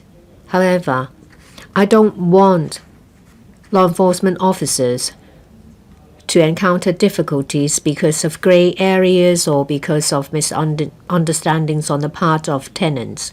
I ask the administration to provide clearer guidelines, to explain matters better, and to make it clear the line beyond which you will be prosecuted. We don't want people to worry. Under the bill, there will be a maximum fine of $500,000 and an imprisonment of 1 year. There is a certain degree of deterrence, but the public are concerned about where the line is drawn. The administration has explained that they will take into account reasonableness as well as compassion grounds. They will consider the circumstances and the degree of commercial elements is involved before they make a decision. As other members have said, that there are many different forms of commercial activities. There are slashers, as mentioned by Mr. Leung. There may be live streaming sales, people working from home, or making handicrafts for sale at their homes. I hope that the administration will step up their publicity to better explain the new law to help the public understand. For minor breaches, perhaps there can be a verbal warning first. We don't want to create unnecessary conflict. As I said, the intention is to create a harmonious society. We don't want minor issues to ruin that. We have about 840,000 households, housing about 2.1 million people. Most of them are law-abiding citizens. Abusers are the minority. The bill also gives more power to the authorized officers. According to the experience of the appeal panels, we learned that the situation of a lot of households are rather complicated. Every case is complicated and different. I asked the administration to enhance training. There should be targeted training on investigation skills, the exercise of its discretions, under what circumstance will exemptions be granted. They will also have to enhance their investigation skills and methods. As I said, the administration has done a lot. The effort to combat PRH tenancy abuse is supported by consensus. We do need to enhance the penalty. We need to find new ways to fine abusers. There are restrictions from other legislation, say for example protection of privacy. I fully understand that we can't install CCTVs anywhere we want, but we can make use of other avenues. We can encourage members of the public to report abuse, to enhance the reporting mechanism, to enhance communications with property management companies, make use of technology such as AI for investigation and detection so that abuse cases can be found as soon as possible. For extreme cases, say for example, false statements, concealing assets and income, different parties should work together. A reporting mechanism should be put in place so that they can share information. The administration may consider cross-boundary investigation, exchange of information, and freezing of criminal proceeds.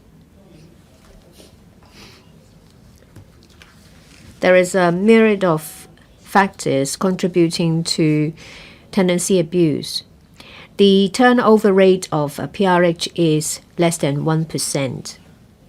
We hope that by criminalizing serious tenancy abuse, by enhancing the prosecution process, in addition to other measures such as transitional housing and light public housing, the effectiveness will be enhanced and the waiting time will be kept to 3 years. I speak in support of the bill. Mr. Biltang.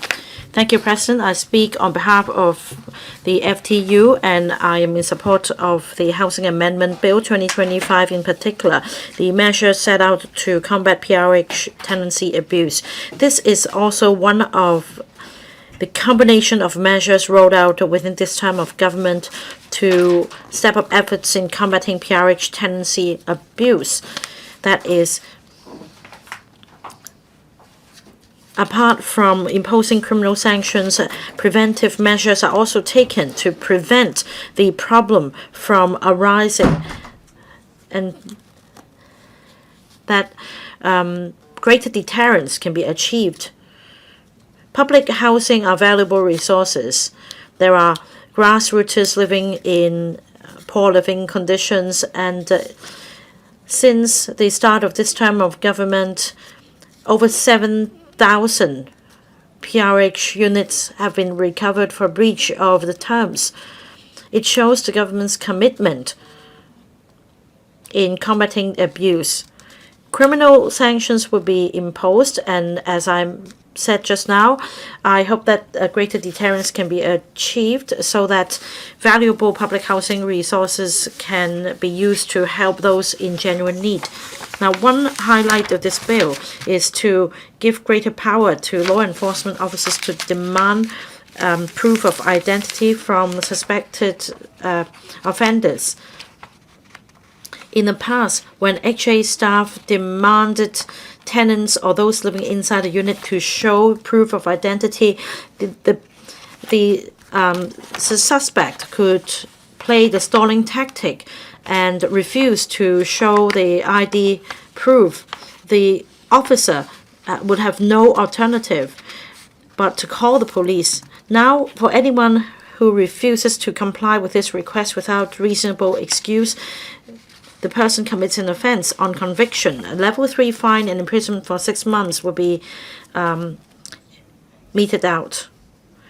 In fact, the WSD earlier put forward a legislative amendment about abusive charging of water charges by landlords of subdivided units. The landlords may refuse to provide information to the WSD, and after legislative amendment, these landlords will be breaching the law. So it is believed that the same will apply here.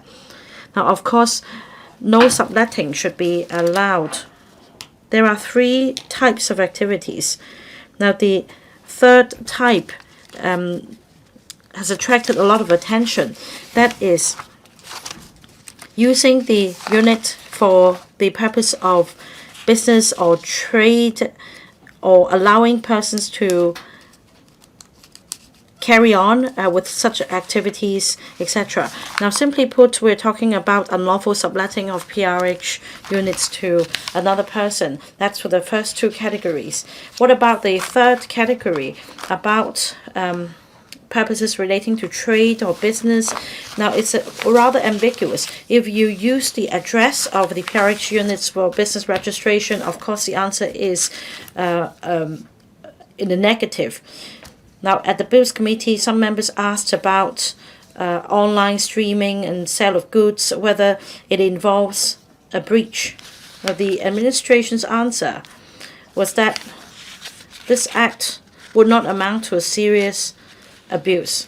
But at the same time, if the unit is used as a go-down, a point of sale, or a pickup point, then it will be a breach. Now, many residents have since then contacted me. They ask about various situations. For example, the sale of second-hand goods and online streaming and online sale involving my children, etc.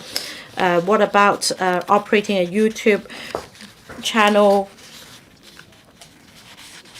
and living on the fees, advertisement fees? The answer is in the negative. The same goes for using the unit as a go-down or as a pickup point.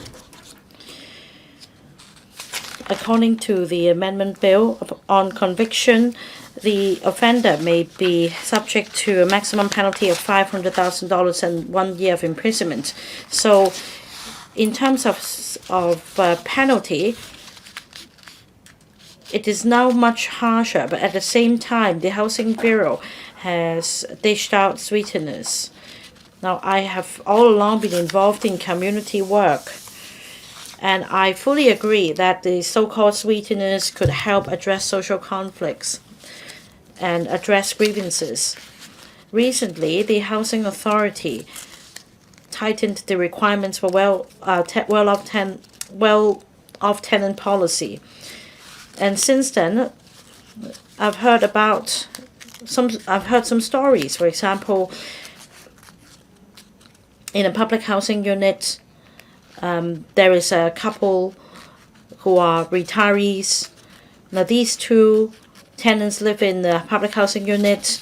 they still have their children's name registered as tenants, and they've yet to be deregistered, but they have, in fact, since then bought their own properties. They've raised their own families without telling the parents. And according to the Housing Authority, when the matter was exposed, the children, of course, would be subject to criminal prosecution. The parents, in the end, also would be losing the PRH unit. Well, that has dealt a great blow to the elderly tenants. Now, we have talked to the Housing Bureau about this, and I understand that a technical amendment has been proposed to avoid what could have happened to the elderly tenants, as I mentioned, that is not knowing that the children have owned properties without first deregistering themselves on the PRH register. And that is to say, about declaration of income and assets, instead of holding only the householder accountable, those who sign off the declaration forms will also be held accountable. So under this arrangement, of course, the children who have yet to be deregistered will be held criminally liable. But at the same time, the parents will not lose their public housing unit as a result. We see the Housing Bureau taking swift action to combat PRH tenancy abuse, but at the same time, the Housing Bureau is compassionate in handling some tricky situations in order to address grievances. So I'm grateful. Finally, many members have talked about the recovery of PRH units involved in tenancy abuse. Now, the government at the same time has allocated resources to build light public housing. I was born in 1979 in Tai Hing Estate in Tuen Mun. Tuen Mun at the time did not even have the Tuen Mun Highway. It was very remote. And I grew up in Tai Hing Estate, but judging from the transport network nowadays, it's a top choice in the new territories. These major public housing estates back then provided stable and quality accommodation for grassroots families to get a roof over their head and progress up the social ladder.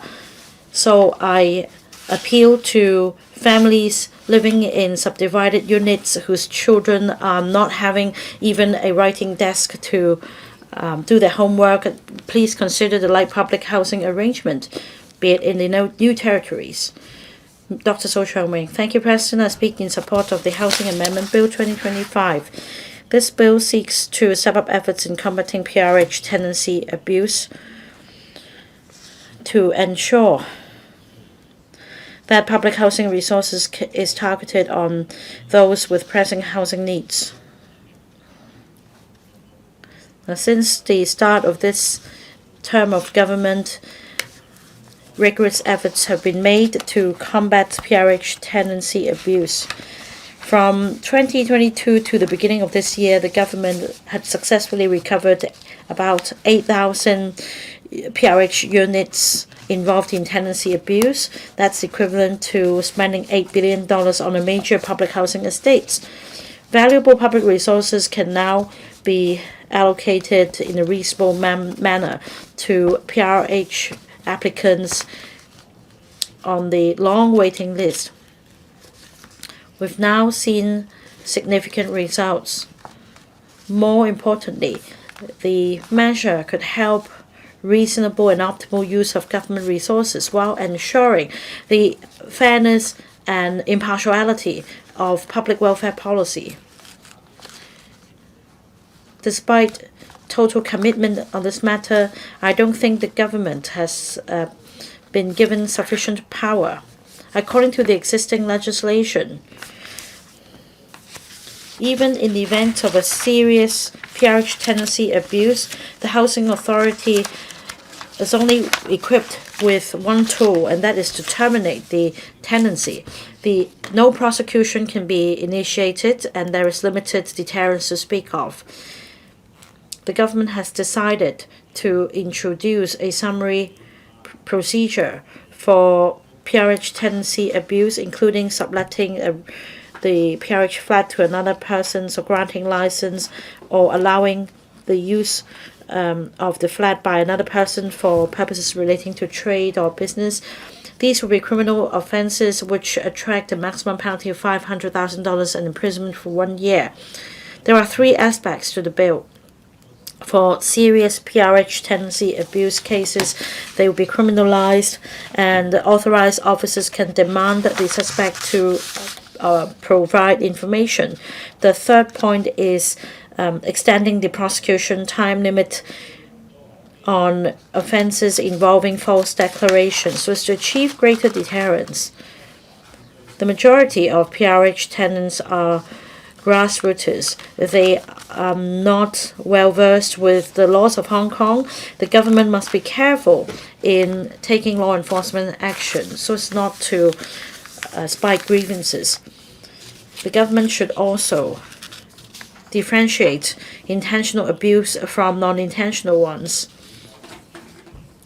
For example, for family members of the household using the PRH unit as the correspondence address of the business, it will not amount to a criminal offense.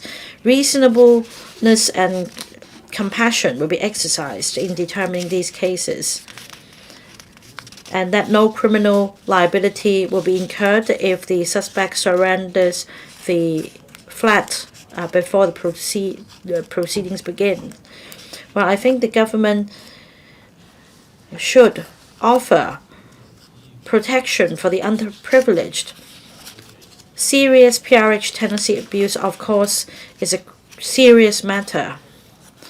At the same time, the underprivileged may be living in undesirable circumstances. They may also inadvertently breach the law. The government should exercise more compassion over the matter. For example, for first offenders or the underprivileged tenants involved in minor offenses,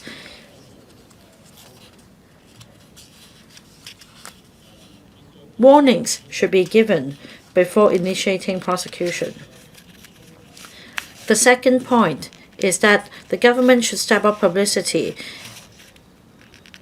They should fully explain the arrangement to senior citizens,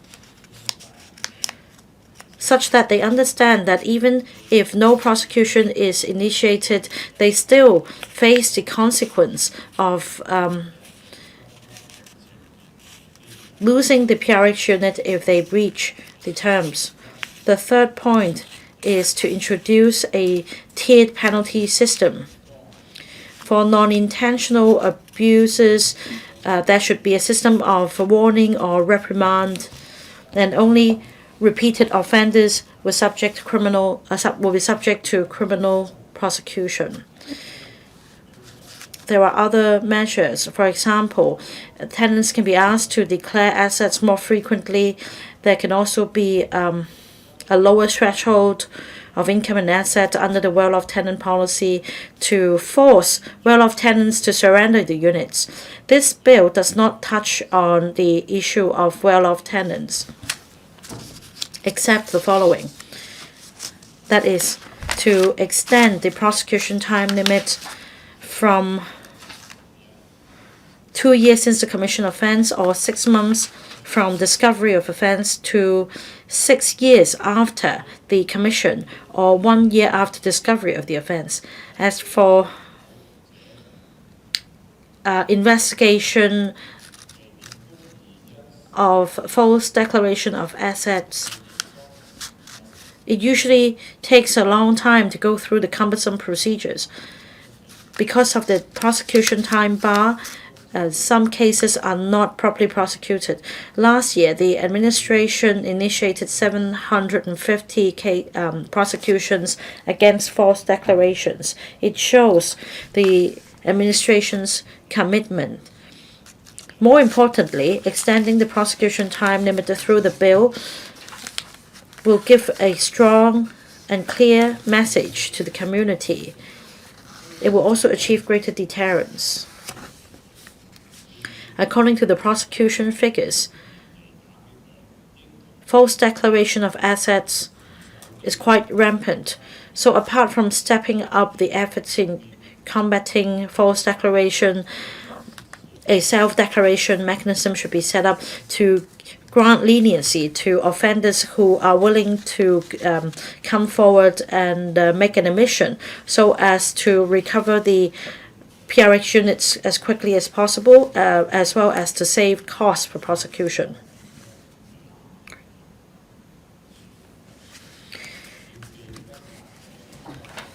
Identifying offenders of PRH tenancy abuse is no easy task. The government should strike this careful balance. The government should exercise reasonableness as well as compassion. I believe the bill will strike a balance between the two. Mr. Chang Hao-feng, thank you, President. I speak about this bill, and I am a member of the Bills Committee. This bill seeks to criminalize serious tenancy abuse, and this shows the government's determination to combat tenancy abuse, and the DAB gives our support. Public rental housing plays an important role in our society. It is to provide comfortable accommodation for grassroots people, and through paying a cheap rent, people can move up the housing ladder as well as the social ladder. Over the past few decades, we've seen many changes, and because of the PRH policy, many people managed to move up the housing ladder. Through accumulating wealth, people are able to purchase HOS flats or private housing units. Many people, after purchasing a private housing unit, maybe because of greed, they did not surrender their PRH unit, and maybe because of good feng shui, they did not surrender the flat, and this constituted tenancy abuse. I think we have to be clear about this bill so not to cause confusion. This bill seeks to combat tenancy abuse instead of wealthy tenants. That means there are people who do not need the public rental housing unit, but they occupied the unit continuously for different purposes. At the Bills Committee, the Secretary said or explained how we should define tenancy abuse. For example, some people offer tutorial classes in the unit, but they keep residing in the unit. They may use the address for business registration purpose. They may also use the address for other purposes. Some also use their PRH units for online sales of goods, for example. As long as they do not cause nuisances to their neighbors, this will be allowed. I have been a member of the appeal panel for 6 years, and I've seen outrageous cases. For example, some are not residing in the PRH flat anymore, but they are keeping the flat as a warehouse or a go-down. They use the flat for commercial purposes, and this seriously affects those who are awaiting for PRH units. So this bill seeks to combat this kind of tenancy abuse. I believe the Secretary will further elaborate on the situation later. While most PRH tenants, they abide by the law and they should not be affected by this bill as long as you are residing in the PRH unit and you are simply using the unit to run, for example, a small business. That should be no problem. I hope the Secretary will clarify this later on.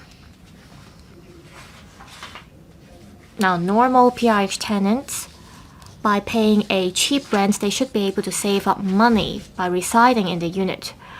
The government would like them to move up the social ladder by purchasing HOS flats or GFS flats.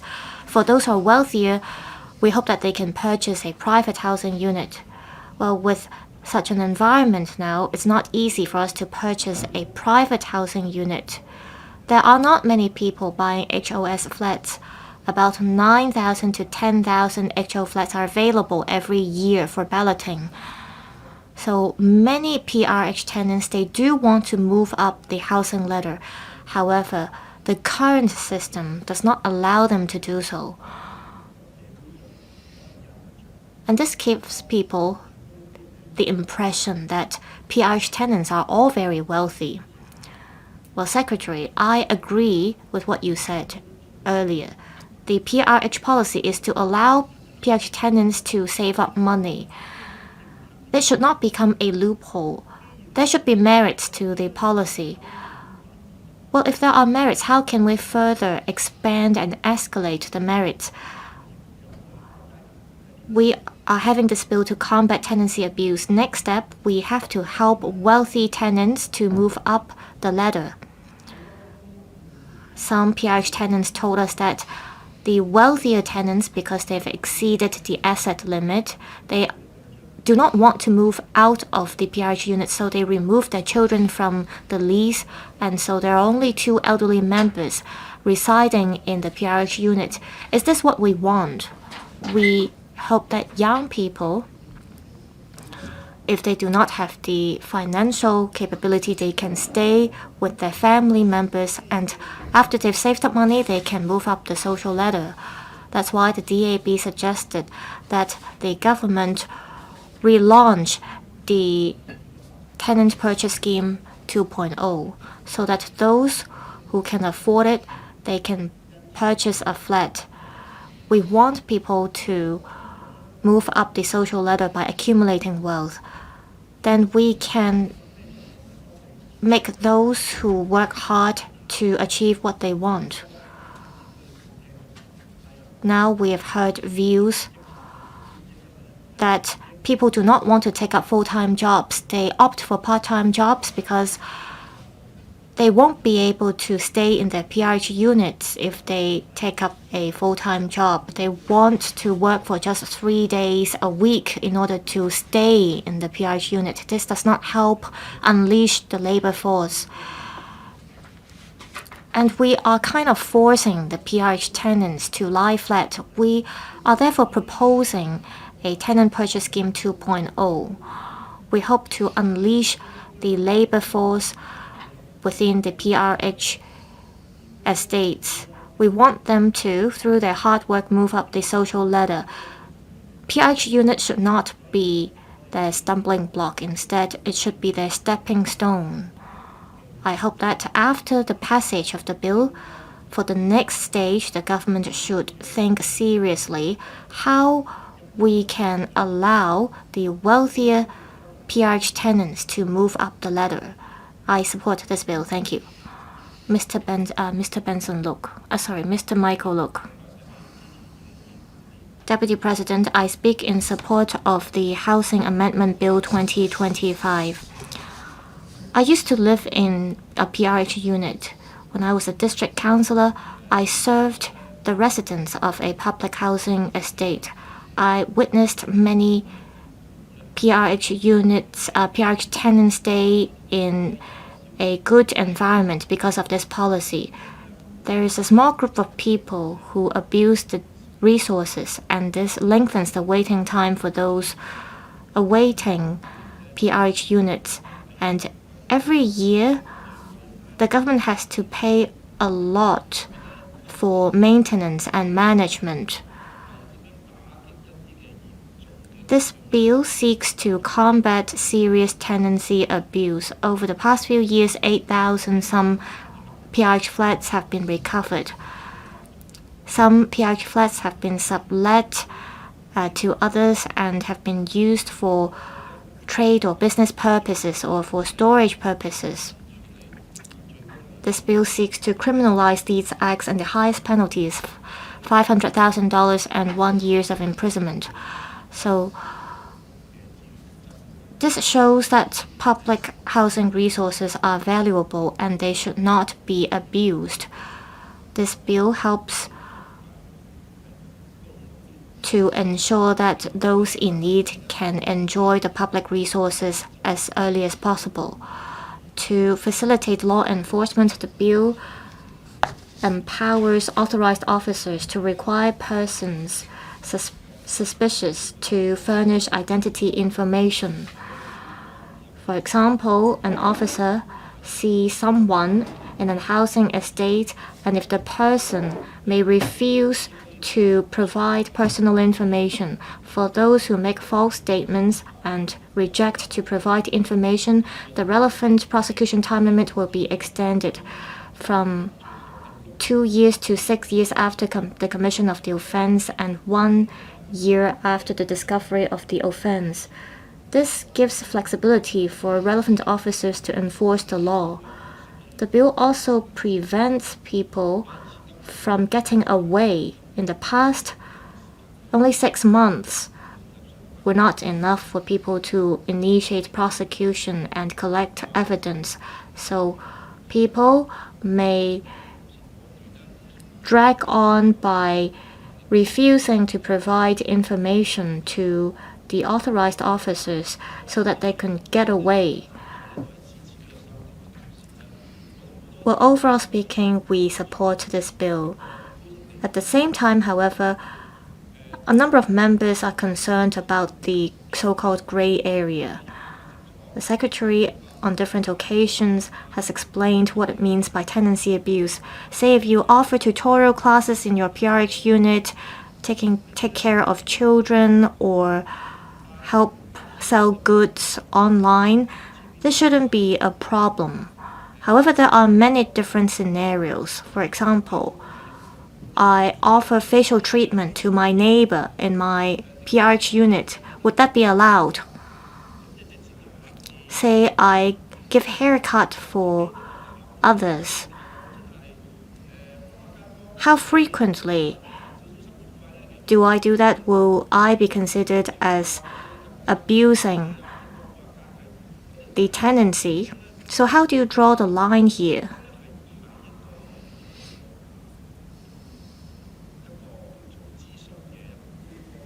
I think there should be an official consultation channel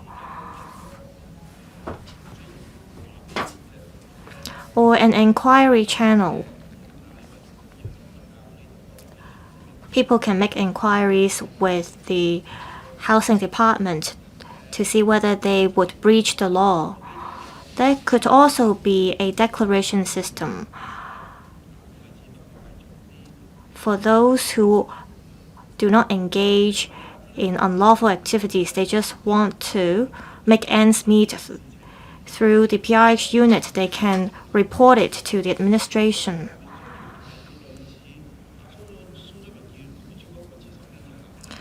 Dr. So Chun-Wing suggested a system for people to surrender themselves or to make reports. There could be some bad practices in the past, and now under the bill we know that they're not allowed. Should I surrender myself? Well, if I do so, I'll be criminalizing myself. So should there be a surrender mechanism for people to surrender their PRH flats, then the housing department will not go after them? I think this is a reasonable and compassionate way to deal with the situation. This can help the administration recover the flats and reallocate them to those in need. I don't think the administration wants a very stringent and harsh approach to go after those who should be held liable. And this is in line with our approach to cherish our public resources. Now, there are some cases in which people may exceed the income or asset limit. Say I get bonus from my company and I exceed the income limit because of this. Should I declare it if I just exceed the limit by a small margin? I may be disqualified from being allocated a PRH unit. I have a true story to share. My father tried to apply for PRH unit and I was in primary 6 at that time. And my father was a member of the labor union, and he truthfully reported his income, and he had to wait for the PRH unit again. Well, I wasn't sure if it was right for my father to be so honest because we had to wait longer for the PRH unit. Like Ms. Wong Pik Yu, chairman of the Housing Authority, said, the Housing Authority could exercise discretion. Say a PRH tenant gets a little bit more bonus from his company that year. Could discretion be exercised? It's not a regular commission or bonus received by the PRH tenant. And if he honestly discloses the detail, he should be able to keep the flat. Then that way he could be exempted from criminal liability. Now, Mr. Biltang said recently the Housing Department has enhanced the reporting mechanism as well as the relevant forms.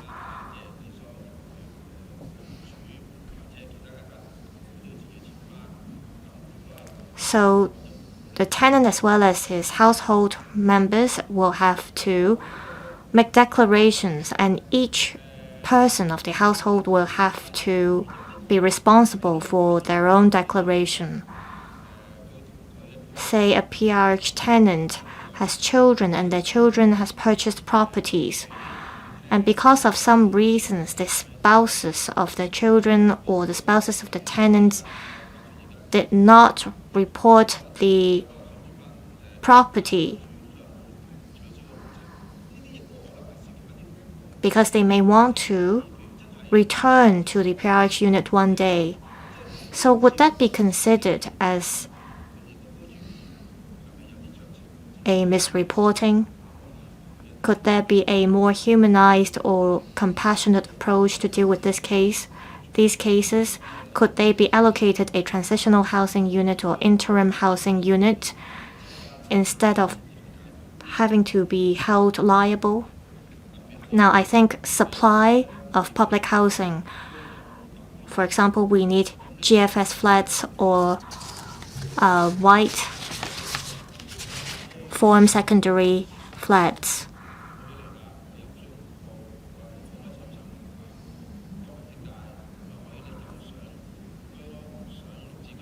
With more supply, people can move up the housing ladder, but we have to first ensure that there is enough supply, including HOS flats as well as GFS flats. I'm not encouraging people to omit certain information when they make the declaration. Well, time is up. 多謝主席。 Ms. Doreen Kong. Thank you. I speak in support of the Housing Amendment Bill 2025. The amendment empowers authorized officers to require persons living in a PRH unit to furnish identity information. They may also ask tenants and their family members to provide information about their income. Refusal to do so may attract a fine or an imprisonment term. There are also restrictions on the terms of use of the PRH unit. The amendment has given power to enhance law enforcement. I believe that with the amendment, abuse can be effectively combated, say for example, subletting the unit or using the unit for trade or business purposes. I do think that there is a need to enforce the law. Starting from 2023, this term of government has been working on combating tenancy abuse. Every year, the government spends a huge amount of money on constructing and maintaining PRH units. PRH units helps the public move up the housing ladder. If there are people abusing PRH units, the waiting time will be longer. This is unacceptable. The bill provides power to the administration. Now I move on to execution. The laws may be well written, but we need frontline officers to enforce them. Frontline officers are in direct contact with members of the public. Their performance will have an impact on the enforcement effectiveness as well as the image of the government. That was the case. This person suffered from mildly mental impairment. In an interview, the housing authority officer said to that person, "Are you mute? You have to say something." That was the experience of the applicant. We don't tolerate abuse, but we don't tolerate unreasonable behavior like that. We have to respect the feelings of tenants as well.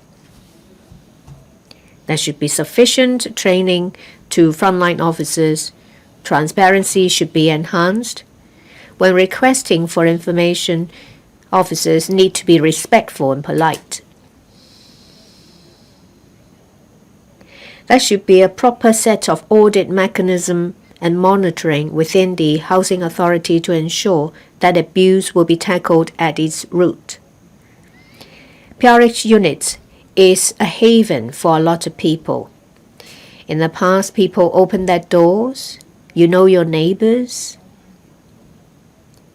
It was a time when abuse was not as rampant. Nowadays, people living in PRH estates don't know their neighbors anymore. Is it one of the reasons why there are more abuse cases? I hope the government will do something to enhance the neighborliness of tenants. The government has indeed done a lot to combat tenancy abuse, but we need to find out why people do it. Is it a problem of abuse itself, or there are some other problems, say for example, equity in society? Is there an imbalance between demand and supply in housing? What about affordability?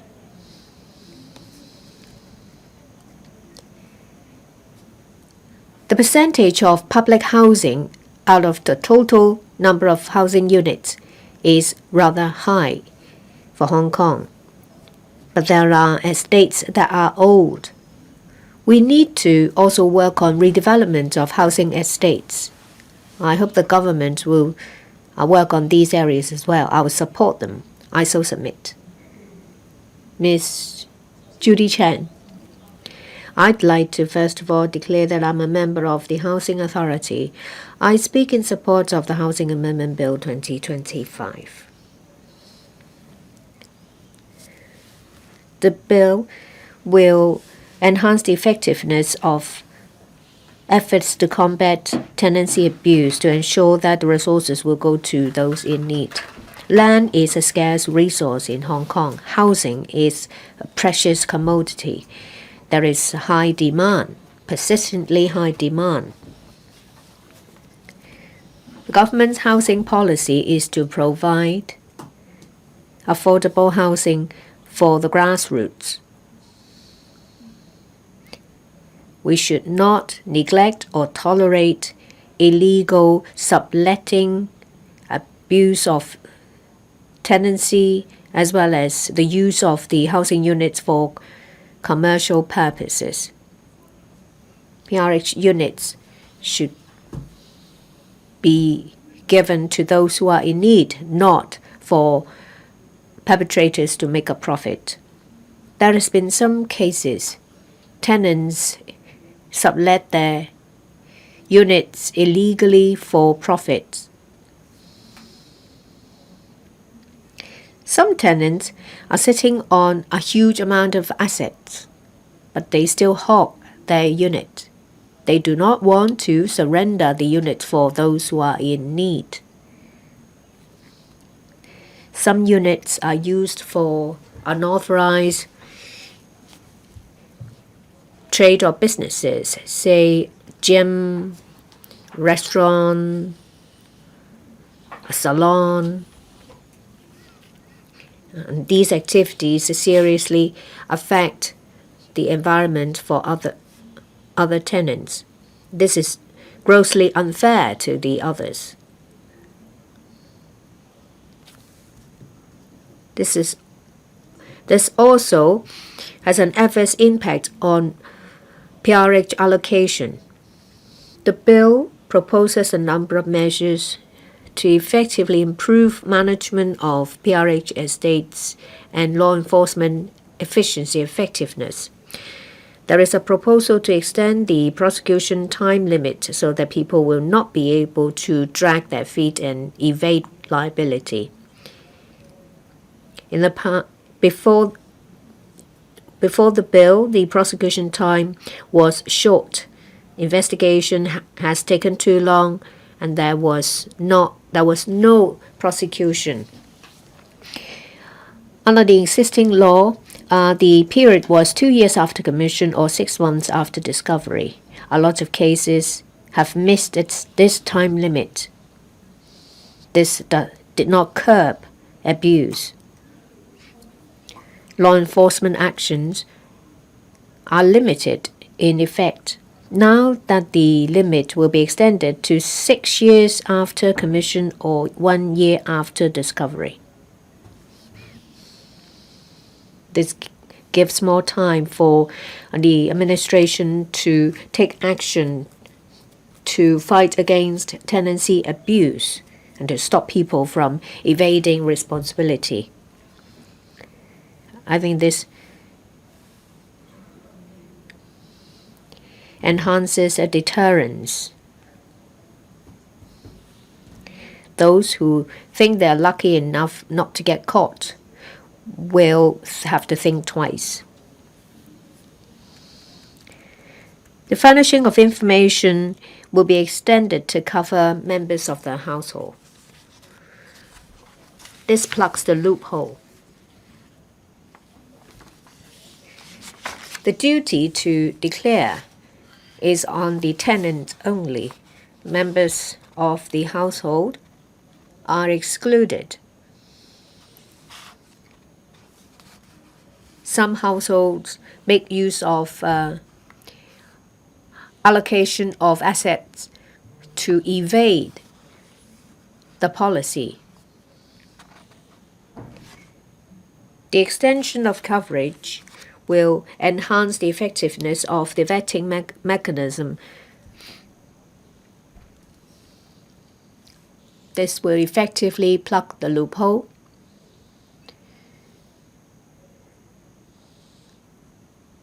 This also stops people who are over the limit from hogging the units.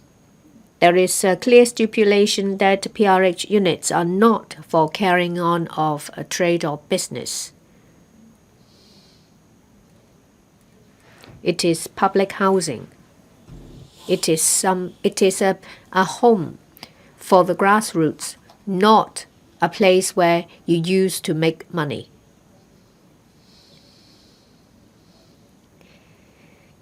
Units illegally used for business purposes cause nuisance.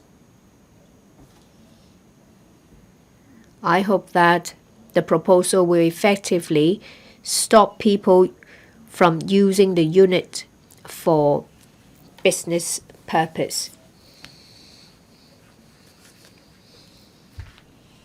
We don't want the living environment of PRH estates to be adversely affected. We want to ensure the basic quality of living for tenants.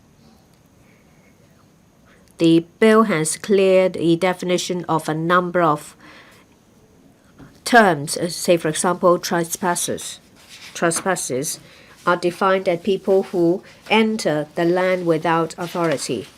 Authorized officers are empowered to ask them for identity information. This enhances enforcement. This ensures that only eligible people will live there. At the same time, it also ensures security.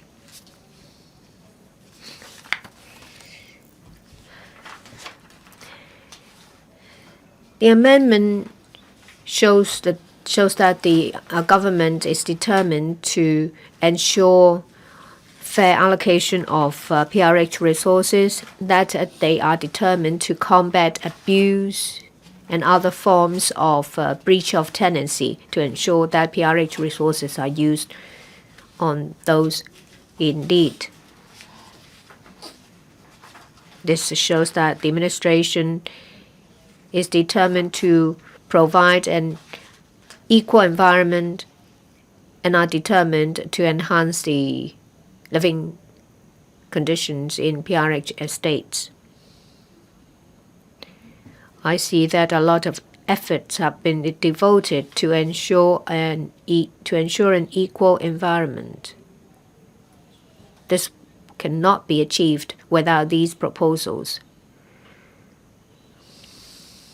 The enhancement will make sure that PRH resources will fulfill their function. This is an important step to plug the loophole and to combat abuse. This ensures that people who are in need will be allocated a flat, and units are stepping stones for people to move up the housing ladder, not for profit. Professor Chairman Kong. Deputy President, this amendment bill seeks to amend the Housing Ordinance Cap 283 to step up efforts in combating PRH tenancy abuse. In the past few years, the Housing Authority recovered altogether 5,000 units, similar to the mid-size housing estates such as Zhenyang Estate. So the measure has been effective. Some members talked about the relevant penalties and the targets. Now, this bill sparks concern of grassrooters. Whilst I support this amendment bill, I urge the administration to step up publicity and take enforcement action whilst taking care of the needs of the grassrooters. Now, I have 2 points to make. First, the government should be flexible in terms of implementing the arrangements and taking action so as to maintain social harmony. There is, it is common knowledge that public housing resources are valuable resources, and many public housing tenants are becoming overly cautious. According to some tenants, in the past, they might allow mainland relatives to come stay for some time because these relatives might not know the way about in Hong Kong. But now, because of the sudden home visits, they dared not invite relatives to stay here.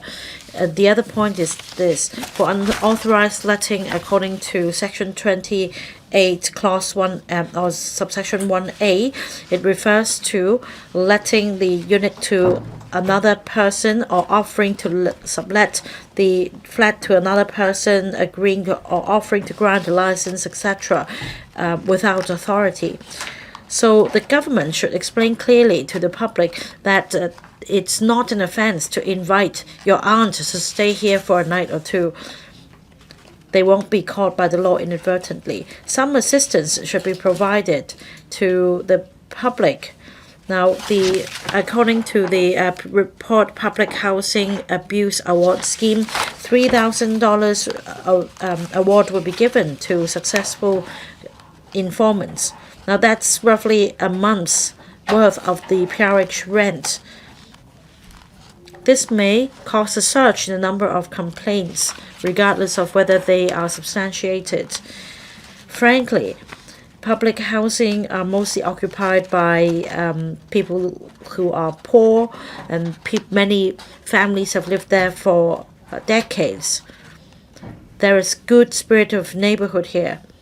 People respect each other.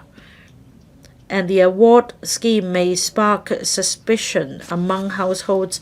So for those abusing the report mechanism, the government should look very carefully into the situation. Now, I support the object of the bill, but at the same time, the government should be very careful in taking enforcement action.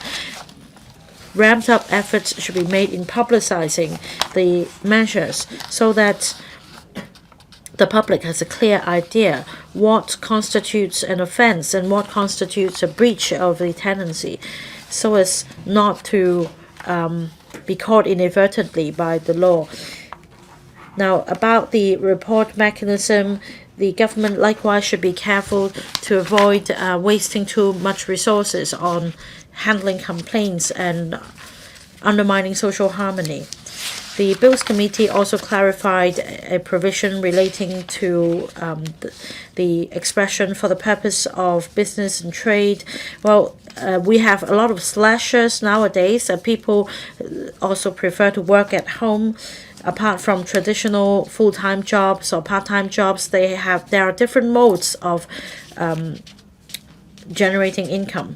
Now, the administration explained the different cases to the Bills Committee, such as playing mahjong and taking so-called water money from a mahjong, using the unit as a gym or as a hair salon, etc.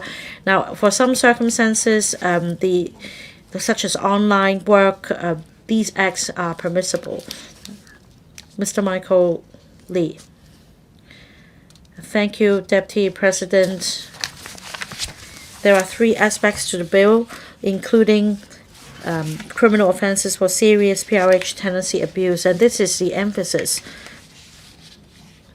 The government needs to ensure optimal use of housing resources, and that means that ramp-up efforts should be made to combat tenancy abuse, because public housing is a valuable resource.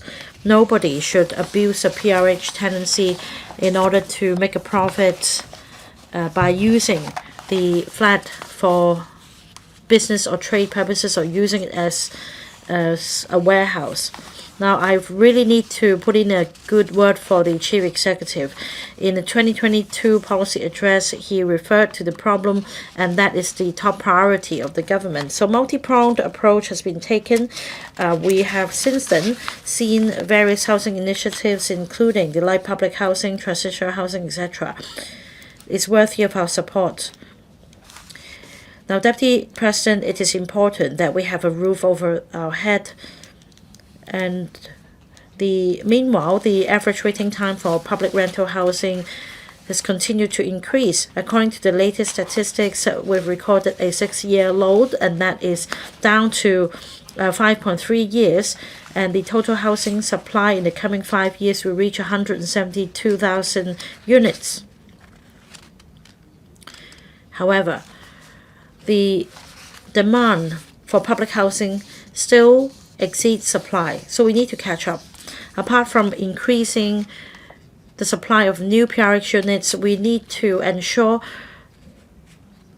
allocation of PRH units, and that only the genuinely needy ones would get the units. Since 2022, in the past 2.5 years, over 7,000 units involved in tenancy abuse have been recovered. That's roughly the size of a major housing estate. So I appreciate the government's efforts. I'd like to commend the Housing Department once again for the anti-abuse measure. It ensures optimal use of public housing resources. In particular, there has been an increase in the number of notices of appeal that shows that the effect of this measure. And since the beginning of this year, the report Public Housing Abuse Award has been introduced. An award of $3,000 will be dished out to successful informants. This also helps tackle tenancy abuse. Like many members said, Deputy President, incumbent tenants are concerned about surprise checks. They reside in the units. The Liberal Party and other members had a frank exchange of ideas at the Bills Committee. For example, if you invite a friend or relative to come stay over for a night or two, you can go to the office and apply for a short-term license. There are also rules relating to surrendering. For example, after the pandemic, there might be an increase in income because of additional bonus payment, etc. And that perhaps through this mechanism, you can make a sort of restitution. The other point is about furnishing information. Can the tenants be given the final chance? Let them tell the authority exactly how much they have in the pool of assets, and that you can just be frank. As long as you report your income and assets frankly, you'll be spared criminal liability. Now, Deputy President, very often when I visit the local community, I met with a lot of senior citizens. They are not as smart as young people who know how to turn or convert their assets to cryptocurrency. Some may even purchase properties abroad. Now, the administration should ensure fair treatment for different generations, especially senior citizens. The government should also leverage on technology in combating PRH tenancy abuse. Movement records should be retrieved from the immigration department to check if the tenant has been away from Hong Kong for prolonged periods of time. There should also be face recognition system installed to check the identity of tenants, and also to check the water meter readings as well. This bill empowers the officers to demand the proof of identity from suspects to verify their identities. Well, I support this measure, but I suggest greater use of technology. For example, we can make use of a resident permit or an app which is more mobile.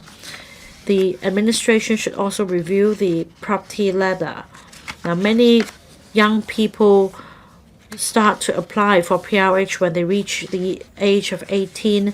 Some students would rather work for peanuts than take a job with a better income. For the sake of meeting the eligibility criteria for public rental housing, they may give up a job that will give him a pay rise. That is the phenomenon we see, but this is definitely not what public rental housing is supposed to serve. So we need to think out of the box in considering the income asset limit so as to encourage upward mobility.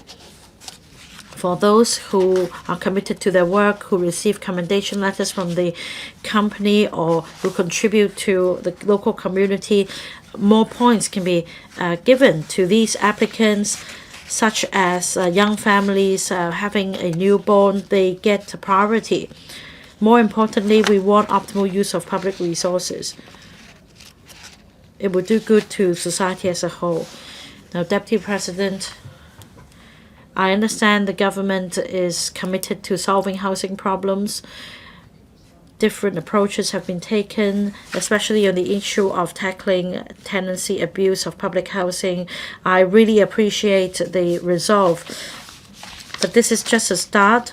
More importantly, we need to give hope to our people so that they have a sense of hope, a sense of bliss, a sense of security. I so submit, I support the bill. Mr. Kenneth Lau. Deputy President, public housing is a valuable resource of our community. We have to allocate the public resources to those in need, and there should be rational use of our public resources as well. The current term government has been adopting a multi-pronged approach to combat tenancy abuse. For example, there have been decoy operations, and they have been receiving reports from the government, from members of the public, and they encourage property management companies to report any tenancy abuse cases. Since July 2022 till March this year, the Housing Authority has recovered 8,200 flats that involve abuse, and it has been very effective.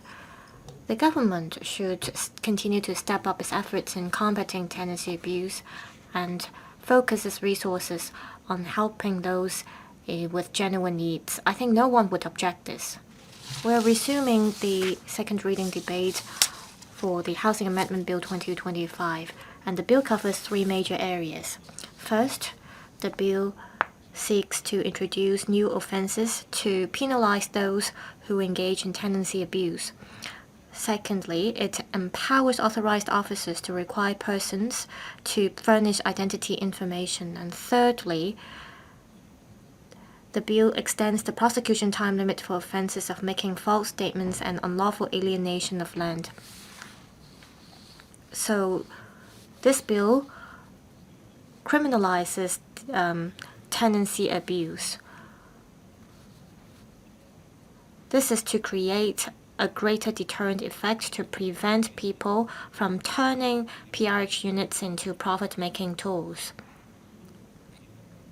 Currently, even with tenancy abuse, the Housing Authority can only terminate the relevant tenancy agreement and recover the PRH flat. The deterrent effect currently is minimal. Therefore, the government is introducing new offenses. For example, the government is to criminalize the unauthorized letting, occupation, or use for trade or businesses of PRH flats. In the past, there were PRH tenants who made use of PRH flats for example, hairdressing businesses. They turned their PRH flats into a gym. There were also subletting of PRH flats. These are very serious criminal acts. This bill is to combat those who offer intermediary services. As for those who create works and sell goods on online platforms using their PRH flats, and for those who use the addresses for business registration purpose, these will be allowed. I believe the administration have come up with clear guidelines and definitions for this. As at March this year, the HA has about 830,000 PRH units, about 1/3 of the population in Hong Kong. That's about 2.1 million people are residing in PRH flats in different public housing estates. On the other hand, we have about 160,000 applications for PRH units. For non-elderly singleton applicants, we have 86,000 some applications from them, and the waiting time for PRH units is about 3 years. We have limited public housing resources. I think we all agree that these public resources should be reserved for those with the most pressing needs, and we should not tolerate any serious tenancy abuse. The existing law cannot create a deterrent effect for those who abuse tenancy, so I believe the bill can allow us to better combat tenancy abuse so that we can make sure the rational use of public housing resources.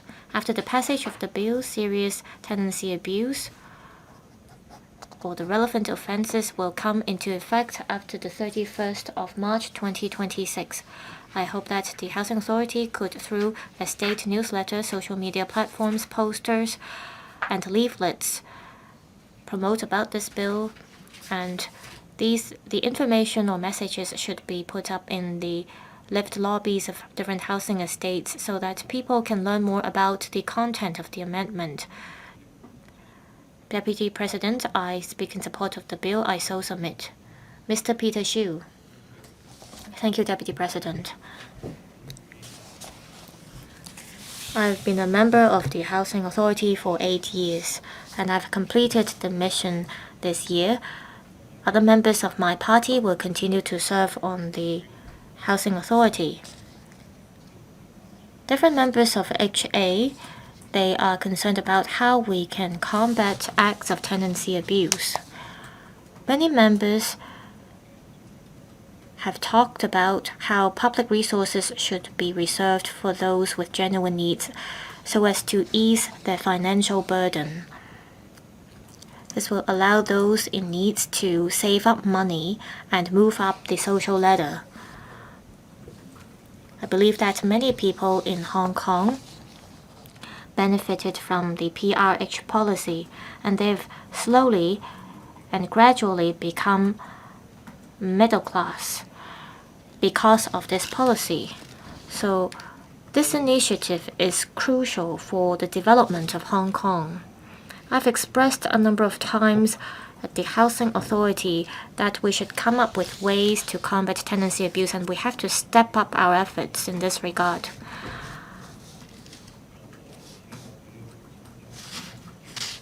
I've come across many examples and cases myself. Some wealthy people told me that they are still keeping their PRH units because of feng shui reasons. They continue to pay rent in order to keep the PRH flats, and this is way before when we have the PRH policy. Well, many citizens in Hong Kong, they need PRH units. If you keep occupying the PRH flats, it will lengthen the waiting time for those in need. Well, when I asked those people why they're keeping the PRH flats, they look embarrassed. I think we have to step up efforts in combating tenancy abuse. Secretary has assumed office since 2020, and back then, the Director of Housing was Ms. Rosanna Law, and you've been working with her on combating tenancy abuse, and we commend your efforts. The number of flats recovered helped save billions of dollars, and the number of flats recovered are equivalent to a housing estate. So this gives hope to those waiting for PRH units. Even for those who are not waiting for a PRH unit, they believe that the government is making good use of public money by combating tenancy abuse. I know there are different ways to tackle tenancy abuse. For example, you look at the water meters of PRH tenants. You talk to the property management office to see which flats have been left idle. Some tenants make use of the PRH flats to sell illicit cigarettes, and some turned the units into a mahjong parlor. So I hope the government will continue to work hard to combat these acts. Dr. Chow Man Kong said we have to combat those who misuse these PRH flats. We have to, however, pay attention to other types of cases as well. For those with the financial ability, they should purchase a flat themselves because they have the ability to purchase their own homes. Well, there are also cases in which they provided wrong information on the declaration forms. Now, I came across one case. I was told that there was a case in which there is an elderly member in his 60s or 70s, and he's already retired. He has a daughter, and the daughter has been married for some 9 years already, and the daughter is not staying with him. The daughter is staying with her husband in a private housing unit, and it is under the name of his daughter. The elderly, for some reasons, kept his daughter's name on the lease, and this is against the rule. Upon investigation, it was found that the daughter was not residing in the flat, and the elderly member had to be kicked out of the PRH flat. I'm not sure how much the private property owned by the daughter is, but it was true that the daughter was not staying in the flat, but for some reasons, her parents kept her name on the lease. I'm not sure if it was intentional, but it was definitely wrong. Well, should it be regarded as making a false statement? Well, be it intentional or not, the elderly person was not from a rich family. He had no money and his daughter was not staying with them. If the PRH flat got recovered, they would have to wait in the line again for another PRH unit. Well, they made a mistake, they had to be punished, but was it necessary to retrieve the flat from them? I think we have to be careful about this. We want to combat cases in which wealthy PRH tenants are keeping the PRH units while they own properties outside.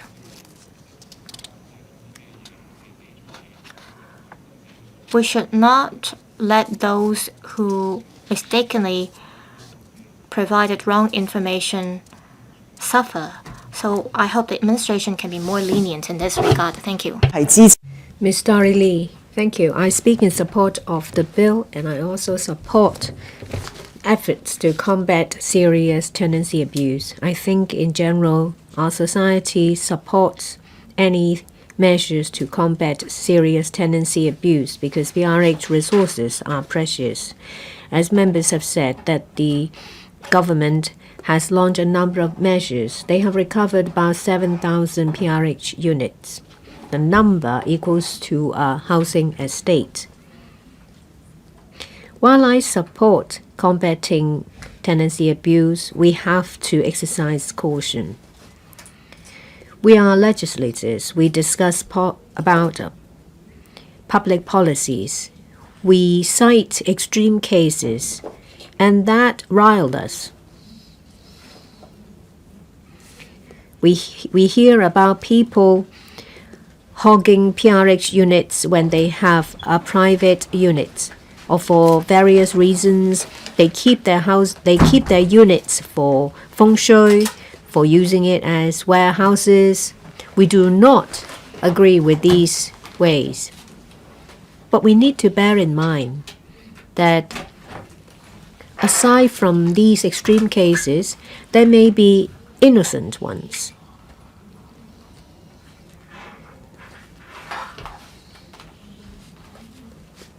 Out of the 7,000 units, are they all serious cases? Or have you conducted in tracking investigations to see what happens to the tenants? If the tenant has a private unit, of course they will have to move out from the public housing into their private flats.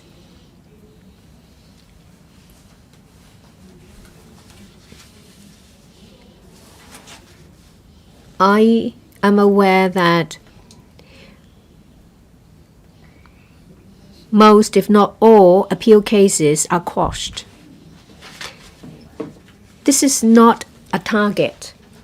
We'll be stringent when necessary, but we do not recover units for the sake of it. We do not want to do it at the expense of innocent tenants. So I hope that you will conduct random checks of the 7,000 households to see what happens to them. We need to gather data and statistics. We don't want to leave those who are innocent without help. I identify with measures put forward by the administration. We need to make sure that measures are effective so that sitting tenants will know about the new requirements. We don't want them to inadvertently contravene the law. I serve in Kowloon Central, where there are lots of elderly people. We don't want them to break the law inadvertently. When I serve in my constituency, I have encountered some serious cases These cases were involved in heated discussions. Some people told me that there are tenants who have bought a flat in or property in the mainland. And these cases have been dealt with. I support the setting up of a report hotline, but offering an award, cash award, is worrying. We asked the Secretary to monitor the situation. Enabling people to report abuses is correct, but if you offer a cash reward, some people may do it for the cash, and it will also affect your relationship with your neighbors. However, I commend the Secretary for the number of measures, say for example, light public housing, redevelopment of old public housing estates, and other measures. Apart from combating abuse cases, there are also areas that warrant our attention. I grew up in a public housing estate. I understand the importance of public housing to the well-being of a lot of households.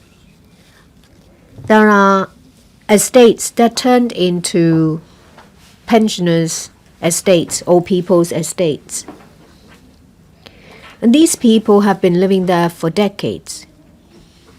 They should have accumulated wealth. They should have the means to buy a flat in the private sector. It is not healthy that they have to remove the names of their children just so they can keep the PRH unit. We need to release manpower. A lot of tenants are concerned about the income limit. They will turn to receiving their salary in cash or asking for reduction in salary or even or refuse to be promoted.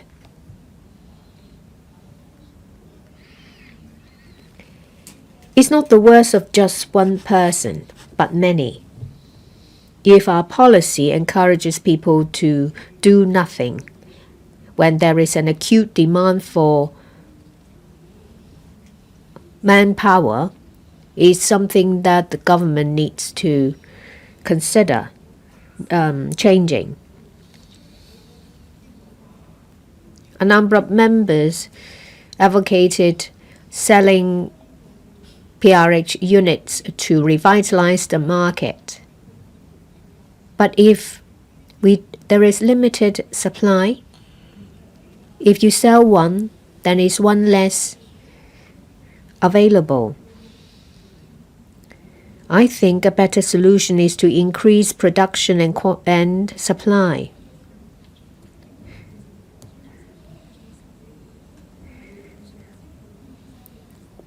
Well, when people have been living in a PRH unit for decades, then they should have accumulated enough wealth to move out of the PRH estate. Should we increase the percentage of housing production to public housing? What about home ownership scheme units? In the market, you'll find units that's around 2, 3, 4 million or even under $5 million. Housing is an important issue. I think that apart from combating abuse, we need to focus on other areas as well. I speak in support of the bill. Mr. Paul Tse.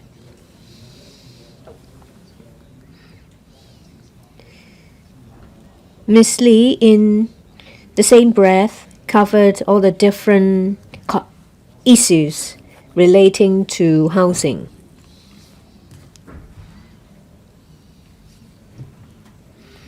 There was a case in February 2023 when a person was dismembered.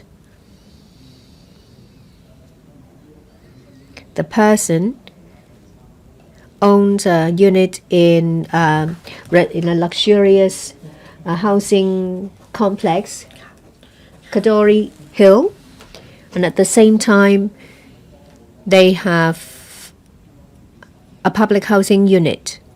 I think that this gave the administration the opportunity to combat abuse. But we have to give credit where it's due. We have been criticizing the administration, but they have done something right. On this occasion, they have put in place an effective measure to combat abuse. A feature of the LegCo is that there are a lot of members from geographical constituencies.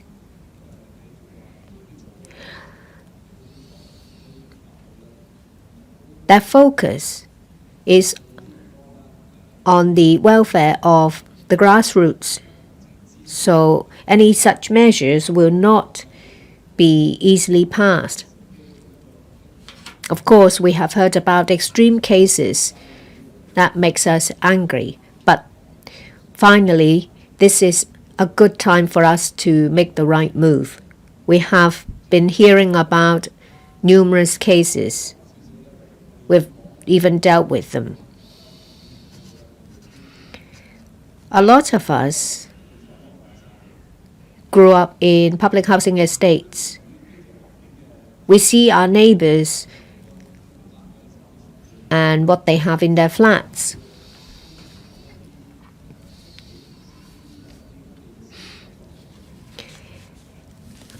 A lot of these families work at home. They did packaging work. They put plastic flowers.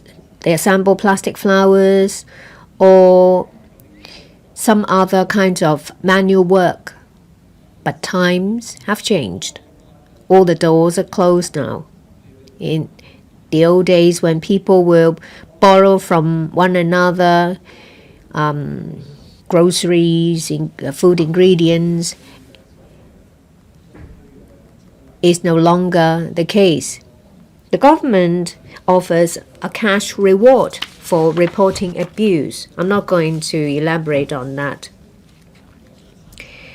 Some members said that it's not right to offer $3,000 cash reward to encourage people to snitch.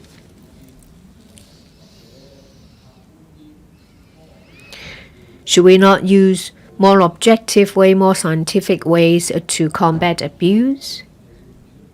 Mr. Lee Chen-kung suggested drawing reference from immigration records. It's very easy to find out whether someone has left Hong Kong. In the past, it was not easy to exchange information, but now the situation is different, and we also have AI to help. The Immigration Department, the Inland Revenue Department, departments with records of utility usage can all pitch in to help. There is no need to turn to a cash award. People talk about assets on the mainland. There are monitoring systems on the mainland, but through which you can very easily find out who owns what. There is also a unified registration system for immovable property. There are also credit information reports. If you've applied for a mortgage or made some applications with the bank, then you'll be able to find out. So if you're determined to find lawbreakers, you are able to do it. We can do more. And our work can make law enforcement easier. I would like to now turn to penalty. The penalty proposed is not lenient. But compared to offenses like theft. Well, I've handled a lot of cases as a lawyer. But if you're a child, you steal a few packets of sweets, then you will have to be bound over. But if you're an adult, say a housewife, if you steal food products, then you're sent to prison instantly. I've handled cases in which a public officer received a gift of tea leaves, just a few $100s or a few thousands. The person was sent to prison.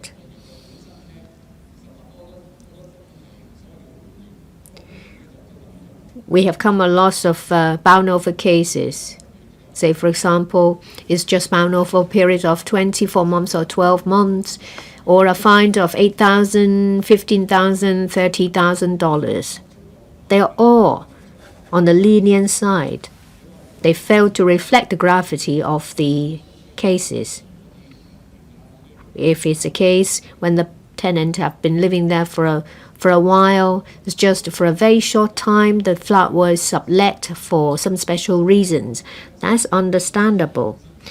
But there are cases when the person deliberately failed to report certain information. Say, for example, the dismemberment case I mentioned at the outset.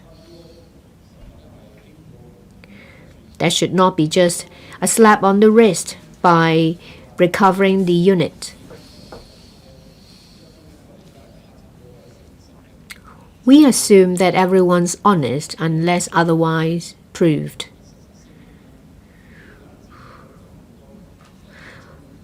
Well, we've heard a lot about application for CSSA, furnishing false information attracts a heavy penalty, but there aren't many such cases relating to PRH units. I think the court needs to do more by enhancing the penalty. Otherwise, it will only be our own wishful thinking that there is weakened deterrence effect. I said at the outset that PRH units is a stepping stone to help you up. Now, time is different. There are lots of online work. People work as slashers. They take up part-time jobs. The economy is in the doldrums. There are more people taking up this kind of work. The secretary said that there will be discretion. The law will be enforced with reasonableness as well as compassion.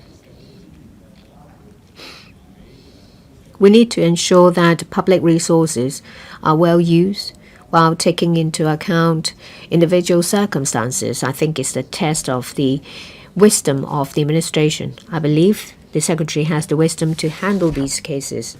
Does any other member wish to speak? If not, I now call upon the Secretary for Housing to reply, then the debate will come to a close. President, first of all, I'd like to express my gratitude to Mr. Chen Kim-po, Chairman, Ms. Wendy Hong,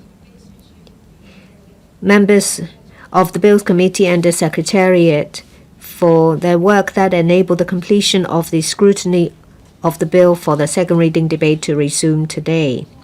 I also thank members who have spoken in support of the bill so that we can enhance the deterrence effect to ensure proper use of PRH resources. I've also heard a lot of valuable comments. We will take note of them. A lot of examples have been cited to illustrate taking into account reasonableness and compassion. We'll enhance collaboration with other departments as well as with mainland authorities We will enhance our exchange of information and make better use of technology. There is a strong consensus in society. Members have said so. That is, public housing is a precious resource and must be well used on those who are in need. A lot of people are still living in undesirable environments, say for example subdivided units. From the start of this term, the government has launched a series of measures to combat PRH tenancy abuse. They have yielded significant results and are well recognized by different sectors. From the start of this term of government, that is from July 2022 to the end of March this year, the accurate number of units recovered is 8,200 units. Some members have likened it to a home-maintained estate. We have saved at least $8 billion for the government because we need to take into account supporting our ancillary measures, say for example roads. As I mentioned in the second reading, the main objective of the bill is to enhance the deterrence of the measures to discourage abuse.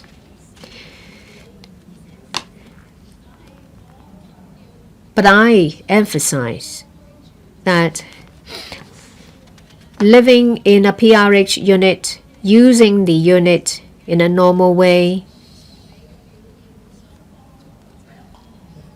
being neighborly, helping one another,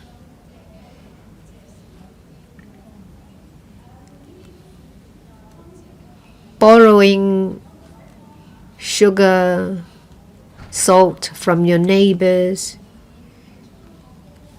offering tuition lessons to help children of your neighbors, not in a form of a business,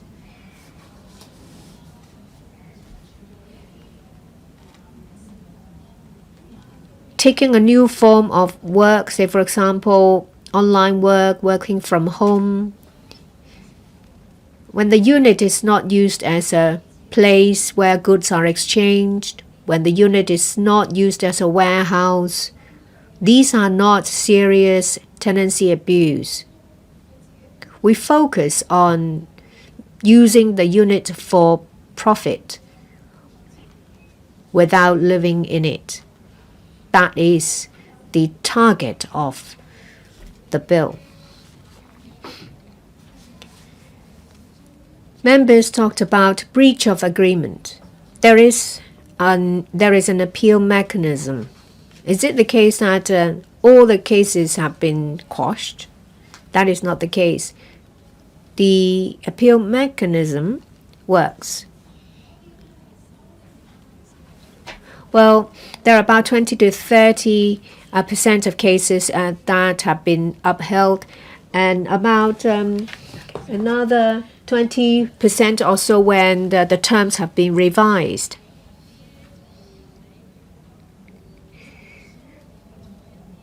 Our target is activities that cause nuisance. I've heard cases in which menacing people are going in and out of the unit next door. We make the proposal to protect neighbors who are in need. Apart from making serious tenancy abuse an offense and empowering authorized officers to demand personal details, the bill also proposed to extend the time limit for prosecution regarding offenses of false statements, refusal to furnish information, and lawful alienation. The bill echoes the view of society and shows the determination of the government to tackle the problem at the root.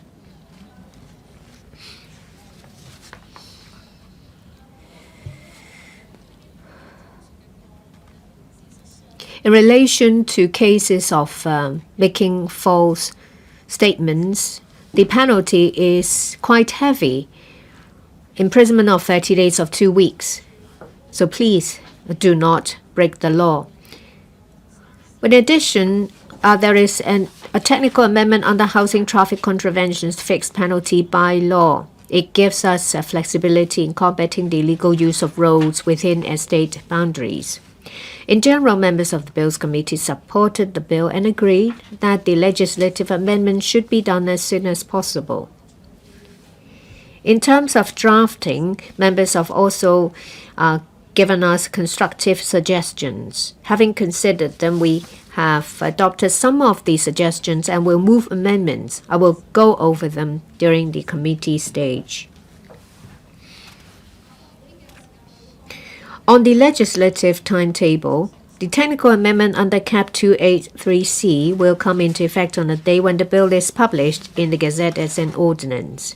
The other provisions, namely making serious tenancy abuse an offence, empowering authorized officers to demand trespassers or suspected persons to provide personal details, and extending the time limit for prosecution regarding false statements, refusal to furnish information, and unlawful alienation, will take place on the 31st of March next year. The implementation will be two-stage. This allows us time to provide guidance and training to frontline officers for smooth enforcement operation and time for extensive public education to dispel concerns of inadvertent contravention of the law. If the bill is read the third time and passed, as we've said, that we will enhance publicity. We will distribute leaflets in letterboxes. We'll put up posters in lobbies. We will produce information kits and APIs. I thank members for giving us the suggestions of producing situational clips. We'll also make use of textual information dissemination. We will make use of advertisements at bus stops as well as train stations to disseminate the message. We understand that we have to enhance training to our frontline officers. Some members cited cases in which the officer was not courteous to applicants. It breaks my heart to hear about these cases. I ask the member to give me details of the case. We will follow it up. The cases also remind us that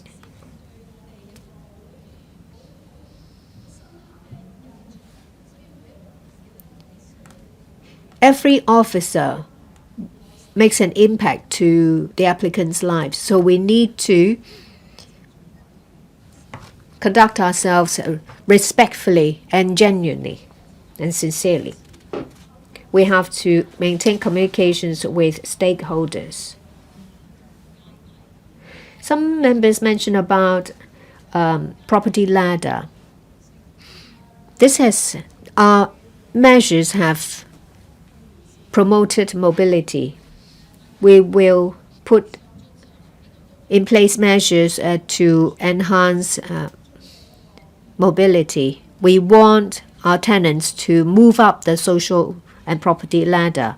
I look forward to talking and discussing with members at the next stage so that we can revitalize the property ladder.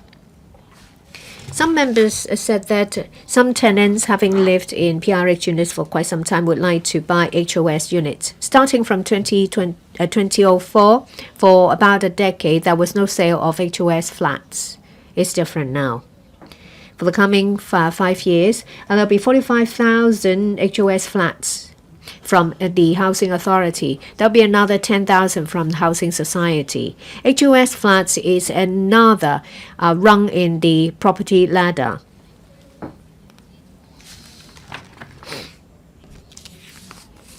Some young families may make use of HOS flats or subsidized flats as a start. And this deserves further discussions. I ask members to support the bill. I so speak. Thank you.